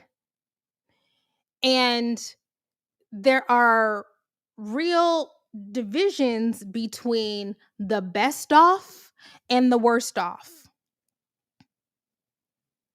And there's social divisions, their cultural divisions, their ideological divisions. And what we're seeing with the cohort of educated white women is very similar to what we have seen with the cohort of educated, and by educated, I mean at least a bachelor's degree, Black women. They're having very similar economic issues. They're having very similar romantic issues, social issues. Like when the divide between who has been able to prosper and thrive and who hasn't, when that gets so great, we see lots of breakdown. And white people have been able to keep it together, generally, until 2016. But now we're really seeing it, and we're seeing it accelerate. All the conversation about all of the shit that Black women were doing wrong. Y'all think y'all are so smart. Y'all have y'all's degrees and you think you know every fucking thing. Black women aren't submitting to the men. Black women aren't working with the men. Black women are too mousy. Black women are doing their own thing. That is what we're seeing with white women.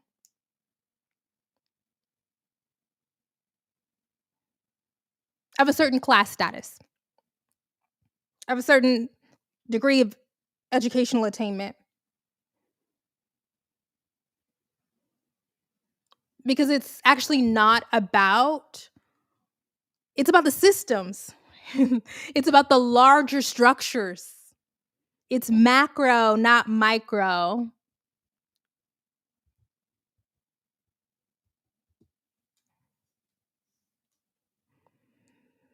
And when you see the huge gender gap in Gen Z, it's very similar to what we see within Black America.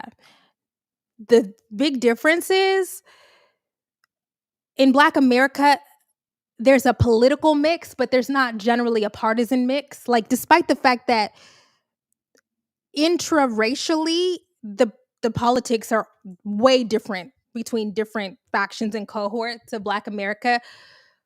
For the last 50, 60 years, the political outcomes have been united. The partisan political affiliation has been similar. We're getting to a point where that partisan similarity or partisan cohesion is breaking down inside of Black America.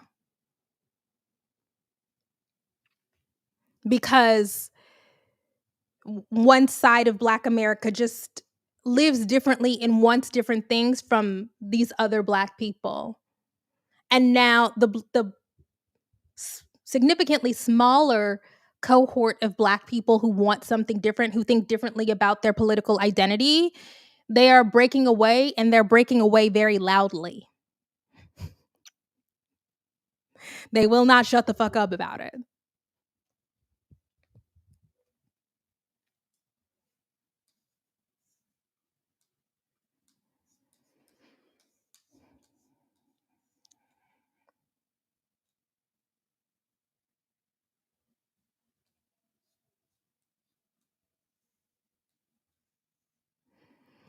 Heather McGee writes about how what happens to Black women is a leading indicator in her work. I will have to read that.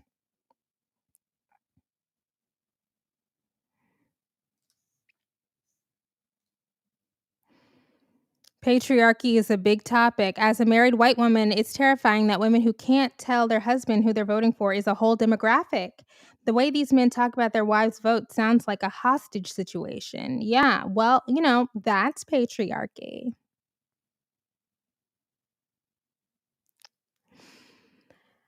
I may have missed this earlier in the stream, but what do you think about Trump targeting low propensity voters, especially young men of color? I th- Winning elections is about math, and Trump and his head campaign people, Susie Wiles and Chris LaCivita, I believe their names are, they're trying to solve the math problem. How do you get to 270? They understood that the most reliable voting demographics absolutely hate Donald Trump. They are disgusted by him, and they are energized by the Supreme Court stripping away their constitutional right to abortion.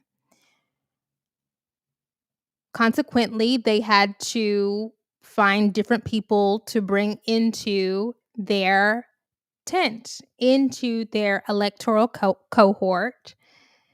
And their theory of the case was there are enough economically disenfranchised Latino men and Black men and white men.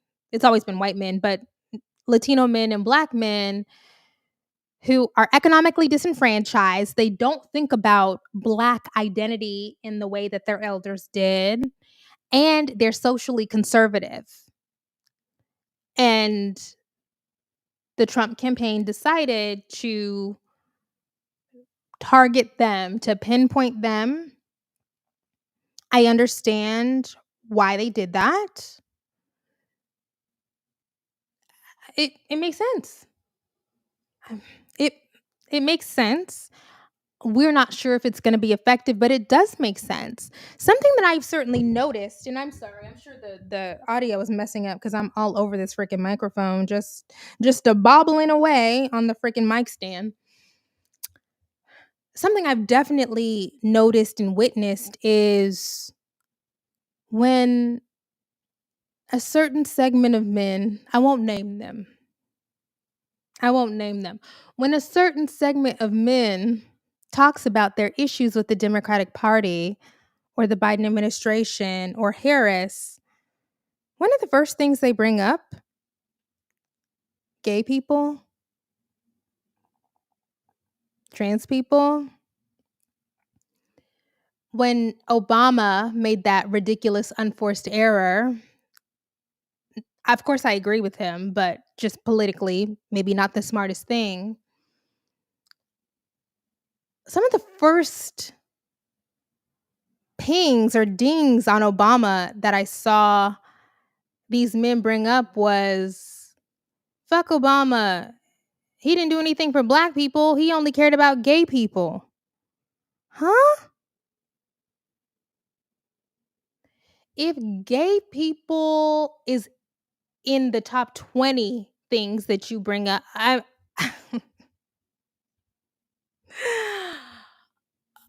it's very odd to me for a group of people who have way bigger fish to fry.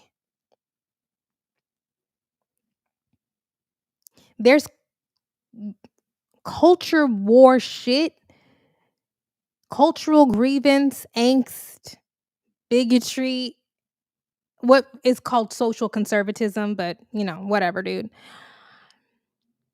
That's doing a lot of work.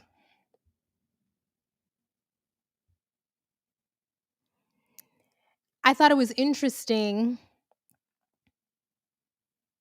We're just on here. We're just on here. One thing I thought was interesting in the video of Jason Kelsey walking through a crowd, and a young man, definitely under 22, I'm going to say between the ages of 16 and 22, a young man yells at Jason Kelsey, "Your brother's an F slur for gay people for dating Taylor Swift." Why are little kids yelling out sexual identity slurs? What's wrong with y'all? That's weird to me.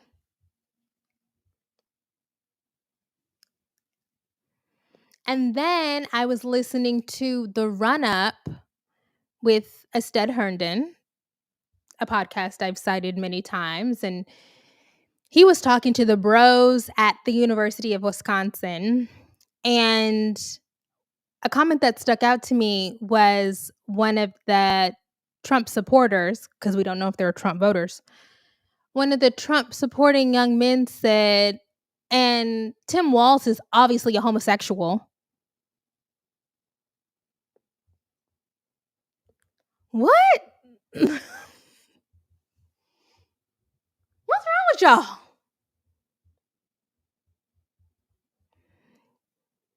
What's with the gay people obsession? It's fucking weird.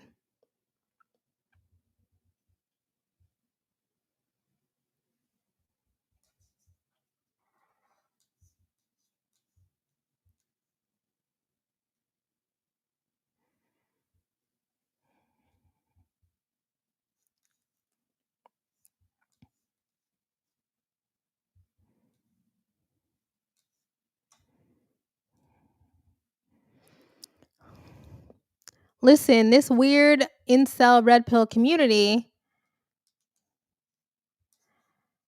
got these boys thinking liking women is gay. It's getting weird. It's weird that manhood, masculinity, cisgender, heterosexual identity is about hating women, being as nasty and vile to women as you can possibly be, as you can get away with. That being nice to women, liking women, supporting women is gay.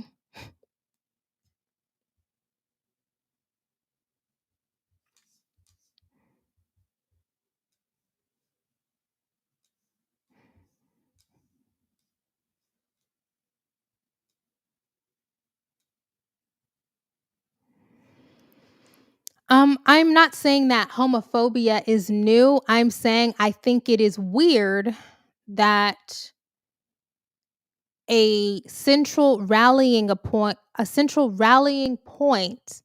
of young people's political identity. We're talking people under 30. It is odd to me that the anti-gay stuff is a part of their political identity. And this is one of the things that I do take issue with, and I am going to have to read more and learn more. But I am always taken aback when the argument is made that the young men who are going towards Trump, oh, they're not actually, they might describe themselves as moderate or liberal. They might describe themselves as that. But I'm not sure if it's super responsible for the people who do the research to believe that. I maybe I just don't know enough about how we are categorizing people's political views. But if we have a group of people that are expressing less support for progressive public policy and the social position of marginalized groups, which I know Della Volpe has said that they are, that is a real move toward conservatism.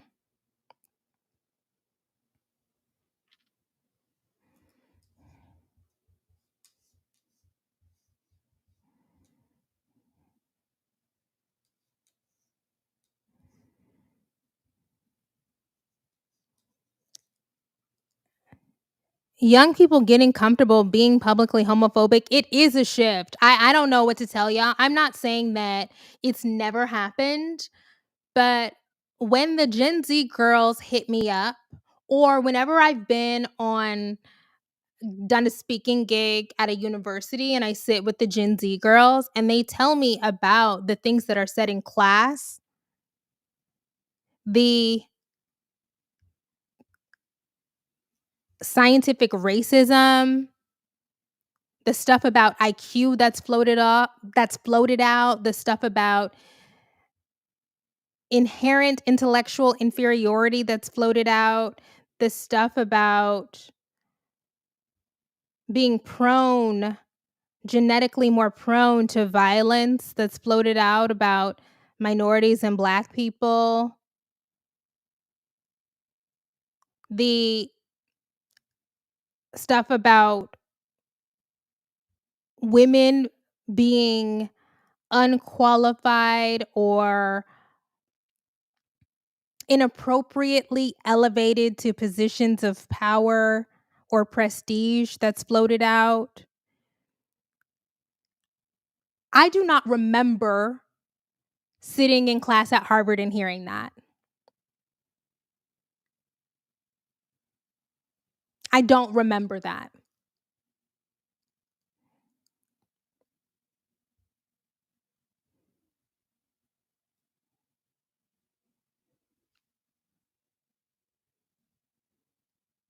I'm not saying that it was a utopia. It wasn't. It wasn't a post-feminist or post-racial utopia. It wasn't.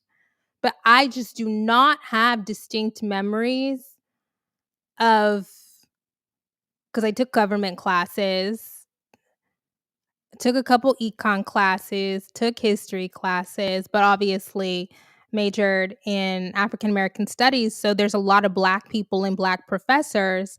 But even when I'm veering out of the department and we're talking about potentially contentious issues, I just don't remember. Took a lot of sociology classes where people are talking about those things. I just don't remember. That's just not my experience. That was it was People did not feel confident or empowered to say that. They knew that there would be sanctions.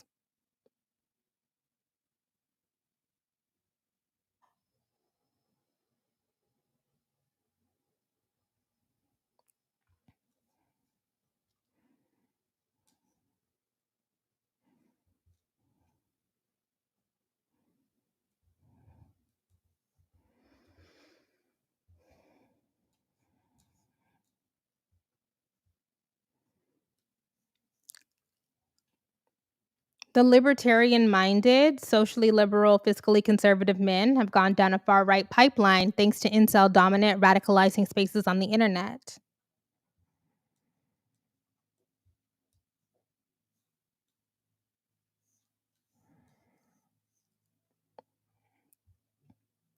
Before, you had to seek out fringe communities to be exposed to these ideas, but now it's fed to young men through social media algorithms. Oh, y'all got to get y'all's kids off these platforms.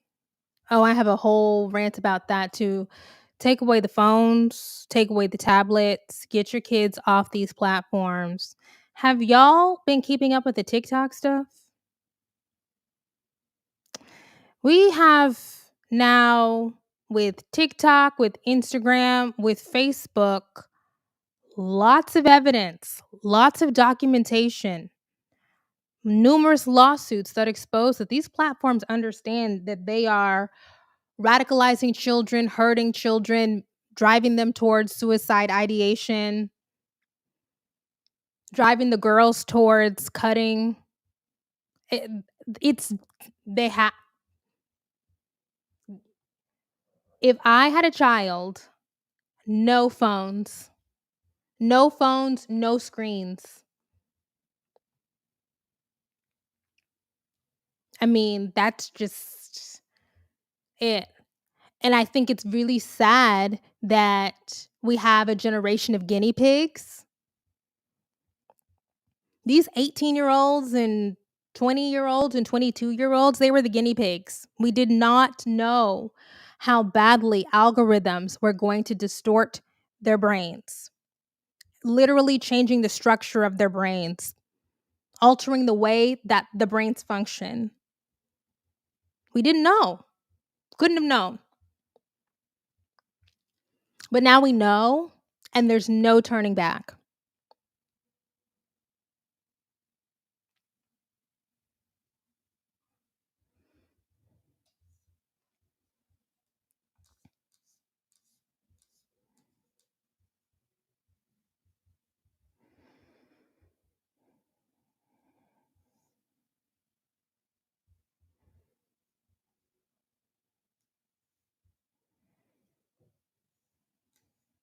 It really be that damn phone.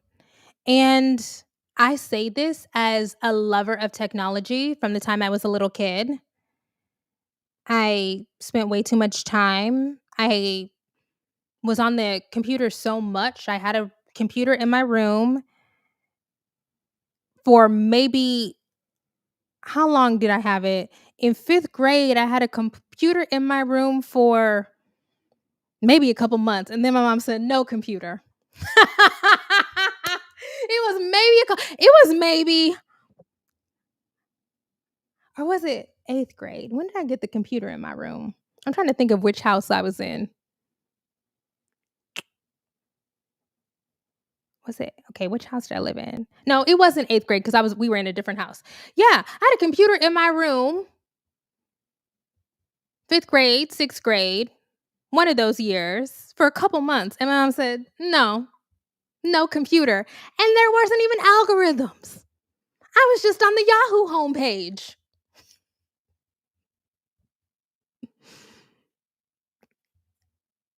On the dial-up internet. So, no.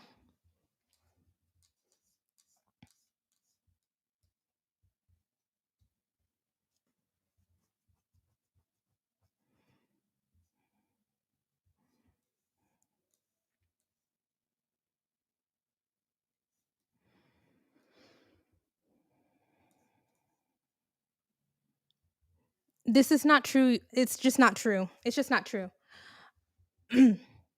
No. I can tell you as an internet addicted child, and I want to go off on my anti-social media thing. I'm saying this as a lover of technology, a lover of the internet, an internet addict from way back. From way back. For the 99 in the 2000. LiveJournal, Zanga, way back. What is happening is different because when I was an internet addicted little kid, I was clicking on links, making my own decisions, clicking on links. Now, I'll tell you, I was clicking on some links I shouldn't have been clicking on.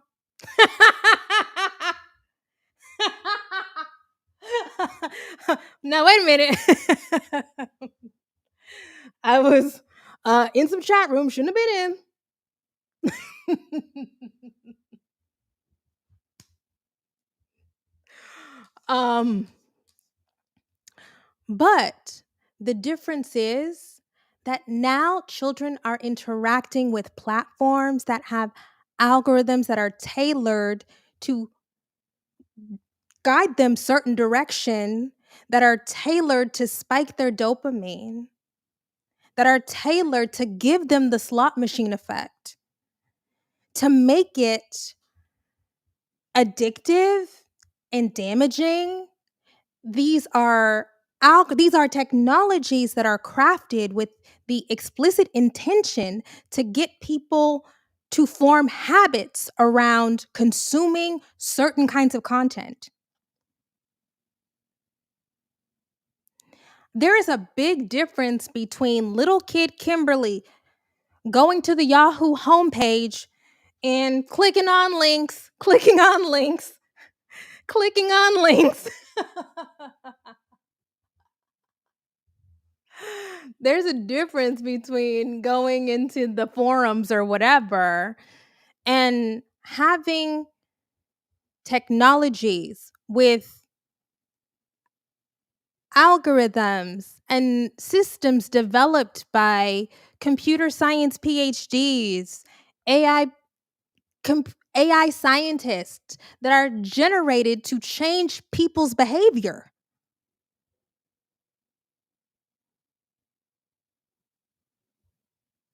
That's a different thing. So I know that we want to compare when we literally know we know it's changing the way that people's brains function. I haven't said this on here before. I think I said it on Instagram stories. There has been for decades an a hypothesis around the expectation that generation after generation will have increased brain function, increased IQ. It's called the Flynn effect. And the researcher Flynn discovered it in 1984, and he came up with the hypothesis, the thesis, that we should expect, if we look throughout human history, that every successive generation, that the way that their brains function becomes more refined and more agile and more effective, and you can do things that are more complex and do better spatial reasoning and all of that, okay? And that held true until 2021,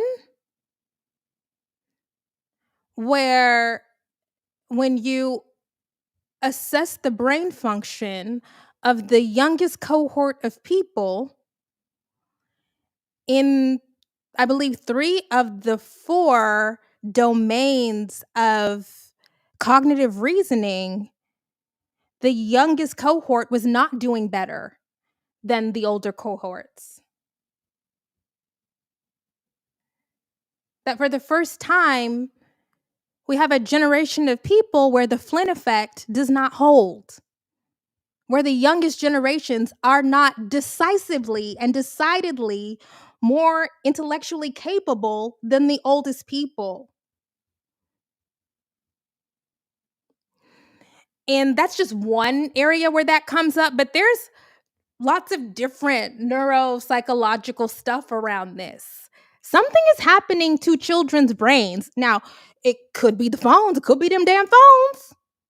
It could be the food, it could be the environment, because microplastics are everywhere.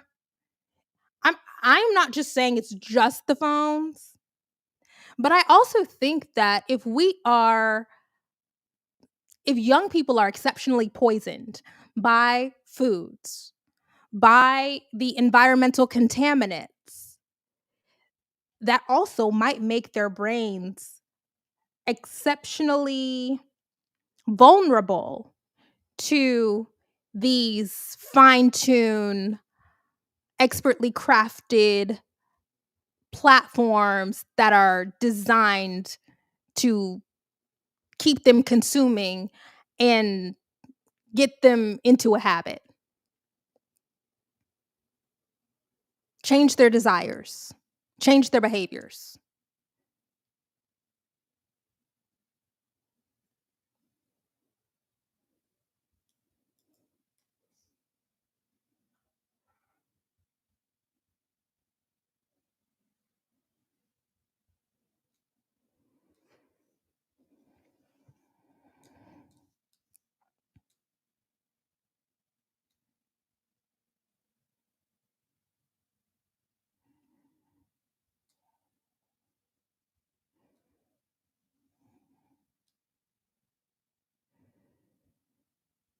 Yep, these kids cannot pay attention long enough to read whole books. Yep, there is a whole write up about this in The Atlantic about, and it was a Princeton. The professors were saying the kids were getting to Princeton and saying that they had never read a full book.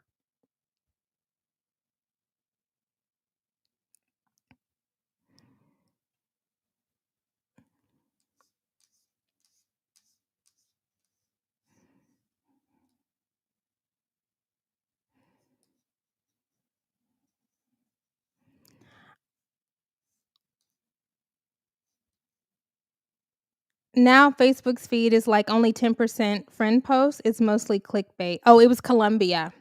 It was Columbia in The Atlantic where the professors were saying the kids had never read a full book. Thank you, Crystal. God, I hope they ban X or do something about Elon Musk. Deport him back to South Africa. Oh, sorry. Not to be xenophobic. I was just reading the comment. Oh, okay. Sorry. I was just reading the comment. I don't know if it's my mental illness or not, but I swear people in general have had a harder time speaking, tripping over words and such, much more than when I was younger. Oh, I totally trip over words more. And I genuinely believe that, and I've been really working on this, that my cognitive skills, my cognition has diminished because I haven't been reading enough. I genuinely believe that. And it's not just that I have noticed myself tripping over words more than I used to, because oratory state champion 2 years in a row.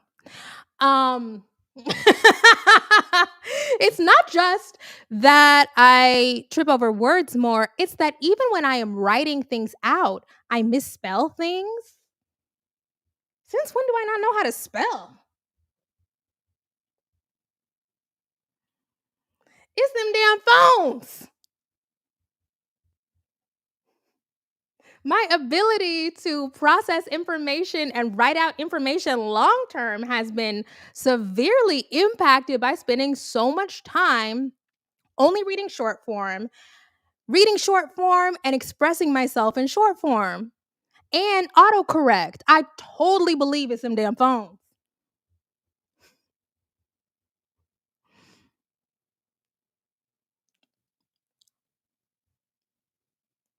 Even my typing. Because, in 5th grade, we all had to do Mavis Beacon teaches typing. And not to brag, but I've always been a stellar touch typer. Very fast, very accurate. Maybe not always at the top of the leaderboard, but definitely top 3 in 5th grade. I'm like, why is my typing getting so bad? What happened to my accuracy? What's going on? So that's why I am trying to spend as little time as I possibly can on the algorithm mediated internet. Away from those apps, away from the short form, because I got to build my skills back up. It's crazy.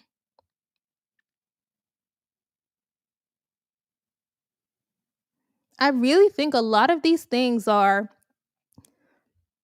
use it or lose it. And in the case of the young people, they never learn it.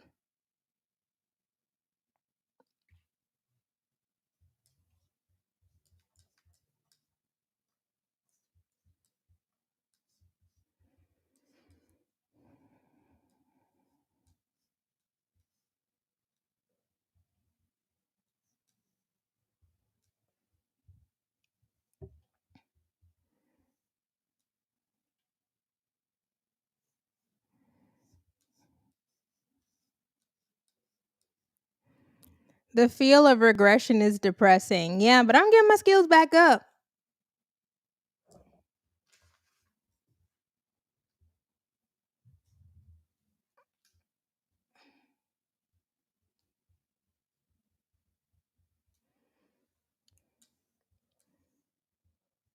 I struggle to talk to people sometimes in a linear manner. Well, I've always had some problems doing that because of my brain, but I'm trying to do better about reeling it in, corralling it. And even sometimes when I know what I want to say, it doesn't come out. And I'm like, what's going on? And I think it's totally possible that I've had COVID infections and my cognitive abilities have been impacted by COVID. Totally possible. But also, I also think it's some damn phones. I don't believe I've ever I've never tested positive for COVID, but I've been around people who've tested positive for COVID, so I've probably gotten COVID at least once.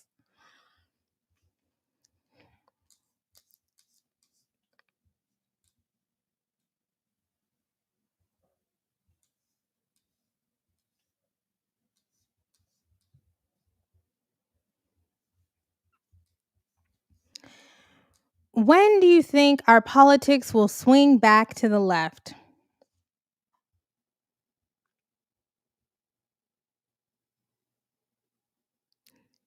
I think nationally,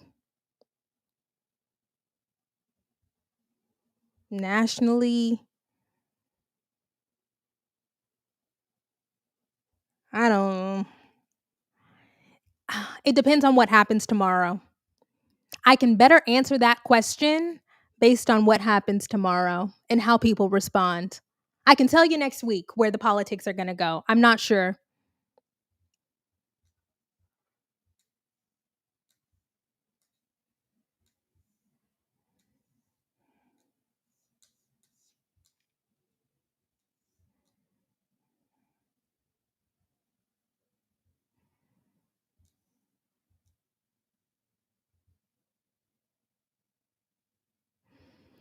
Try this. Your spelling improves when you physically write out. Typing the same stuff makes spelling worse because our brain subconsciously knows to put less effort because it will be fixed.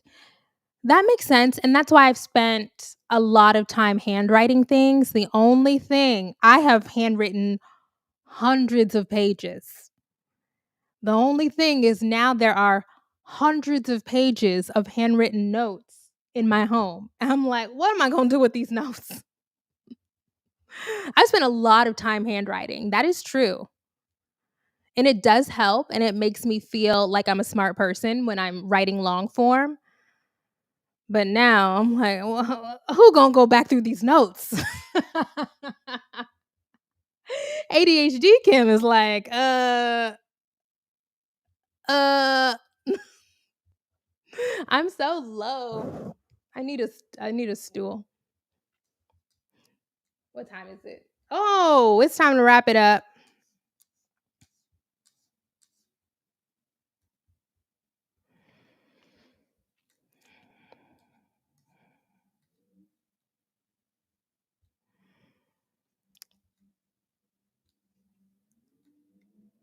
My parents and I all had COVID, and I just assumed their mental decline was their age catching up to them, but now I don't know. It's COVID is definitely a thing. It impacts your brain function for sure.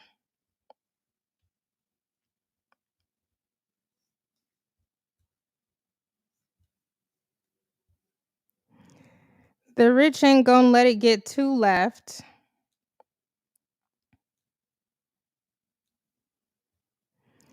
Add to that the push to work harder, longer for less money, and most are too exhausted to read as a hobby. Then all of our hobbies are suddenly supposed to generate income. Yeah.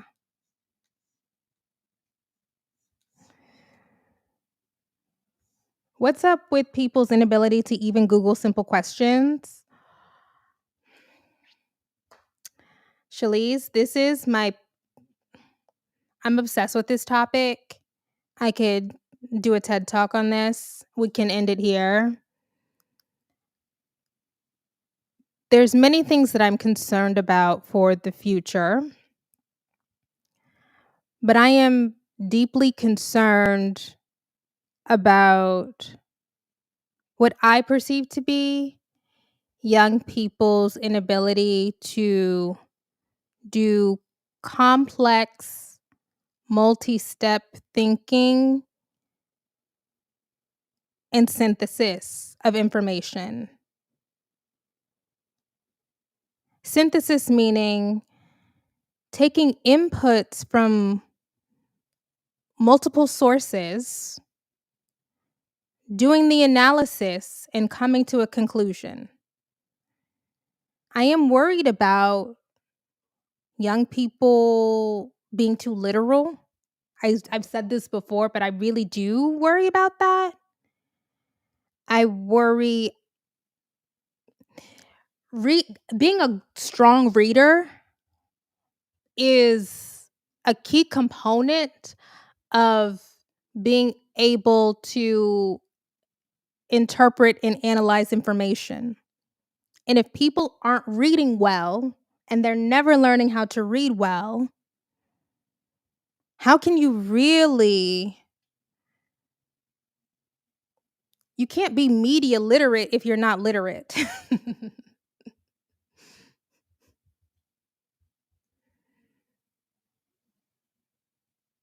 Expecting people to be able to discern fact from fiction is going to be a tall order when people don't read well. And reading is not just do you recognize the words on the page?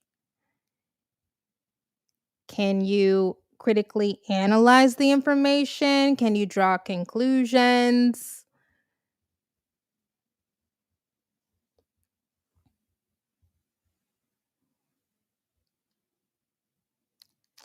Everything is going to have to be I don't want to say dumbed down, but we're going to have to be very reductive in the way that we speak, the way that we discuss issues, if people aren't starting from a place of reading well. I was watching another YouTube channel earlier today that I'm not going to plug because it's problematic. I don't want to plug it. But there was a Trump voter on there saying, I hate that Trump does low IQ things, but I actually like that because it's anti-establishment. He says things plainly in ways that people can understand and they get it and they know exactly what he means when he says it. And I do think that that is a major appeal of Trump. Barack Obama, for all of his faults, was undeniably a brilliant person. Brilliant, heady, intellectually curious, policy wonky, prided himself on knowing the details and being able to explain it. And I think that's valuable. I think it's valuable that the person who wants to be president of the United States wants to get into the nitty-gritty, the ins and outs of policy and understand it on multiple levels and reads the PDB every day. I think that's important. Most people don't think that's important. And maybe I won't say most. At least half the country does not think that that's important. They like that Donald Trump speaks in memes. They like that he speaks in a way that fifth graders can understand. They don't have a problem with the fact that he is not intellectually curious at all, that he has no desire to learn policy details.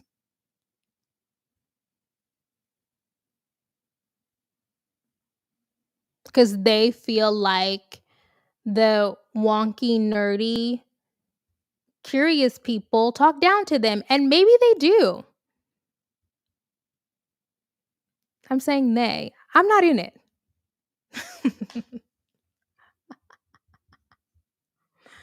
I'm not in it.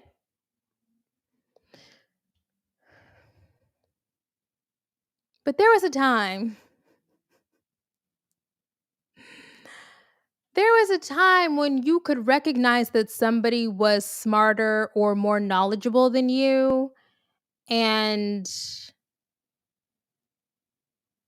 maybe there was never a time for that. Maybe there have always been people who, when they saw somebody who was more intellectually adept, more knowledgeable, more thoughtful, better spoken, they always felt resentful. It doesn't feel like the norm. And maybe I am sheltered because all of those things have always been aspirational. Being the best spoken person, being the most thoughtful person, the most well read person, the most effective communicator, those things were always put on a pedestal. And I always was told that those were aspirational things. But maybe that's the great divide of the United States right now.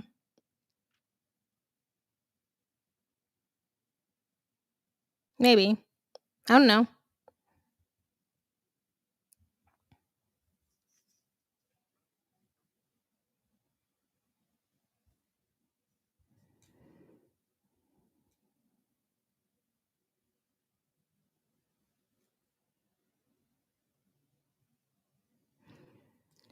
Being able to communicate to people in layman's terms does not need to be mutually exclusive from intelligence.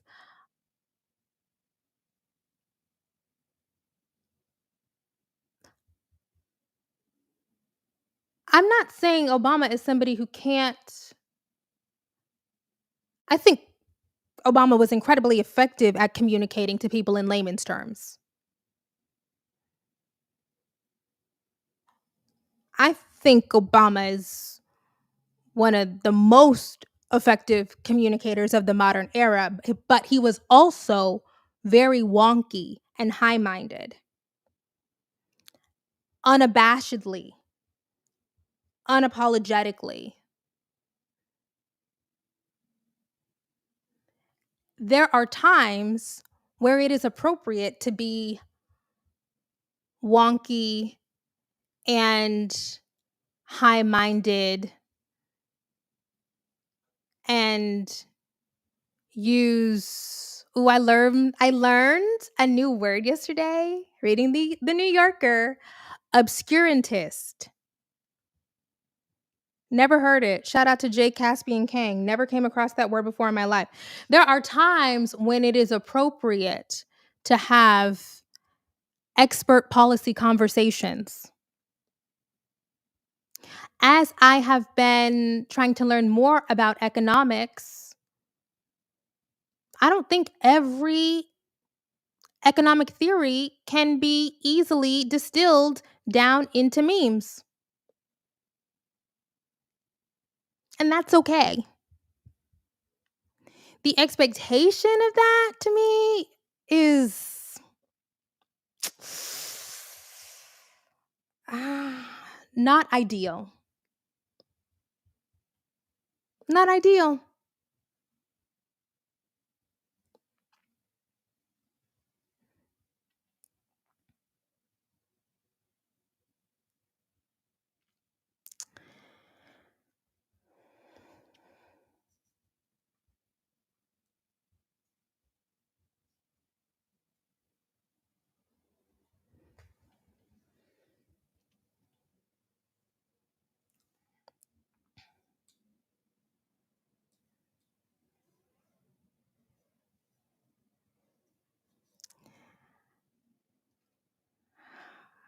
Elitism is okay. Let me just. Oh, right. Oh, crap. I've been saying that I'm just going to be done with this.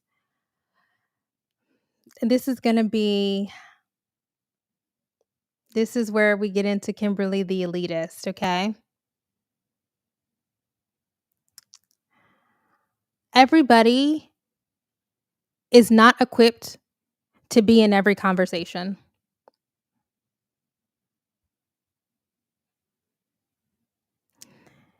If we acknowledge that expertise is a thing, if we value study, even if we value the knowledge, the embodied knowledge that work brings, that activism brings, that organizing brings, that real life experience brings, stuff that can only be developed over time, a body of knowledge that can only be accrued over time, then we also have to accept that everybody is not equipped to be in every conversation, and that we can't or should not value everybody who shows up to a conversation in the same way.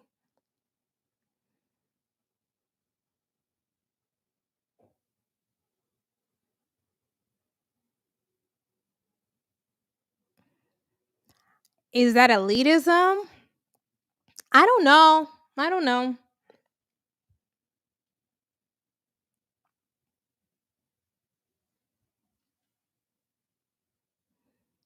I have thoughts about all kinds of things.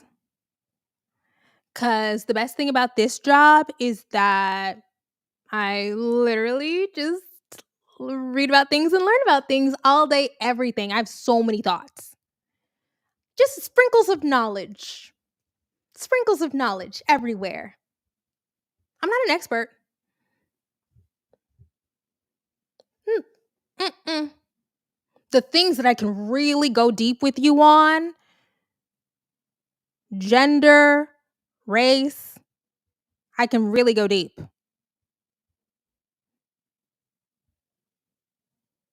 The history of it, the culture and conditions of Black people in the United States, the history of women, the construction of gender. I can really go deep. The intersection of racial identity, gender identity, and digital culture. I can really go deep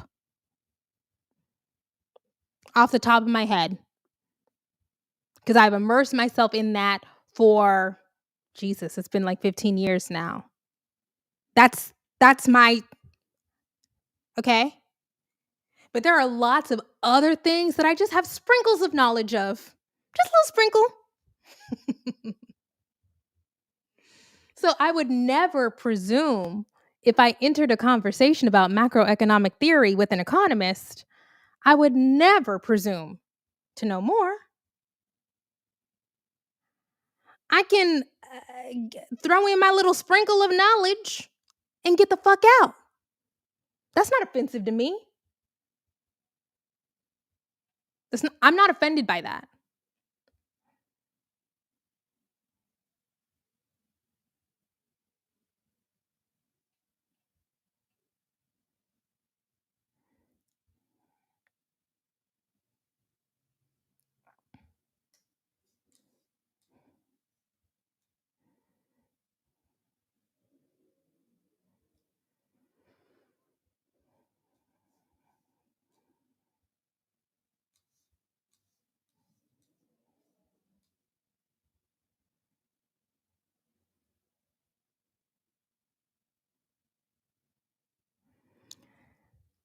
Sometimes, and I keep saying this is the last thing. I feel comfortable acknowledging my knowledge deficits because I am confident in the places where I have enormous knowledge.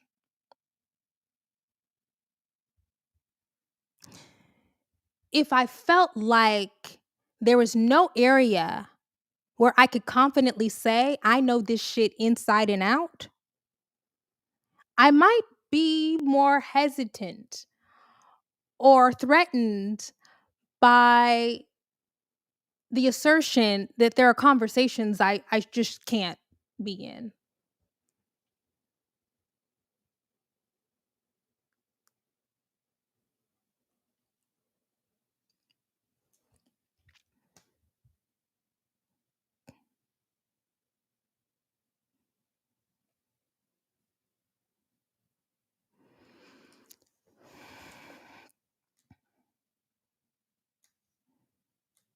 Anyways, like I'm really just on here streaming for hours at a time. Once again, look, tomorrow's the big day. Whatever happens, it'll be okay. I guess. Maybe. I can't really 100% say that, but that's what I'm supposed to say. Okay, yeah. That's what I'm supposed to say. Have a good rest of your day. Go vote tomorrow. Stand in line. Bye.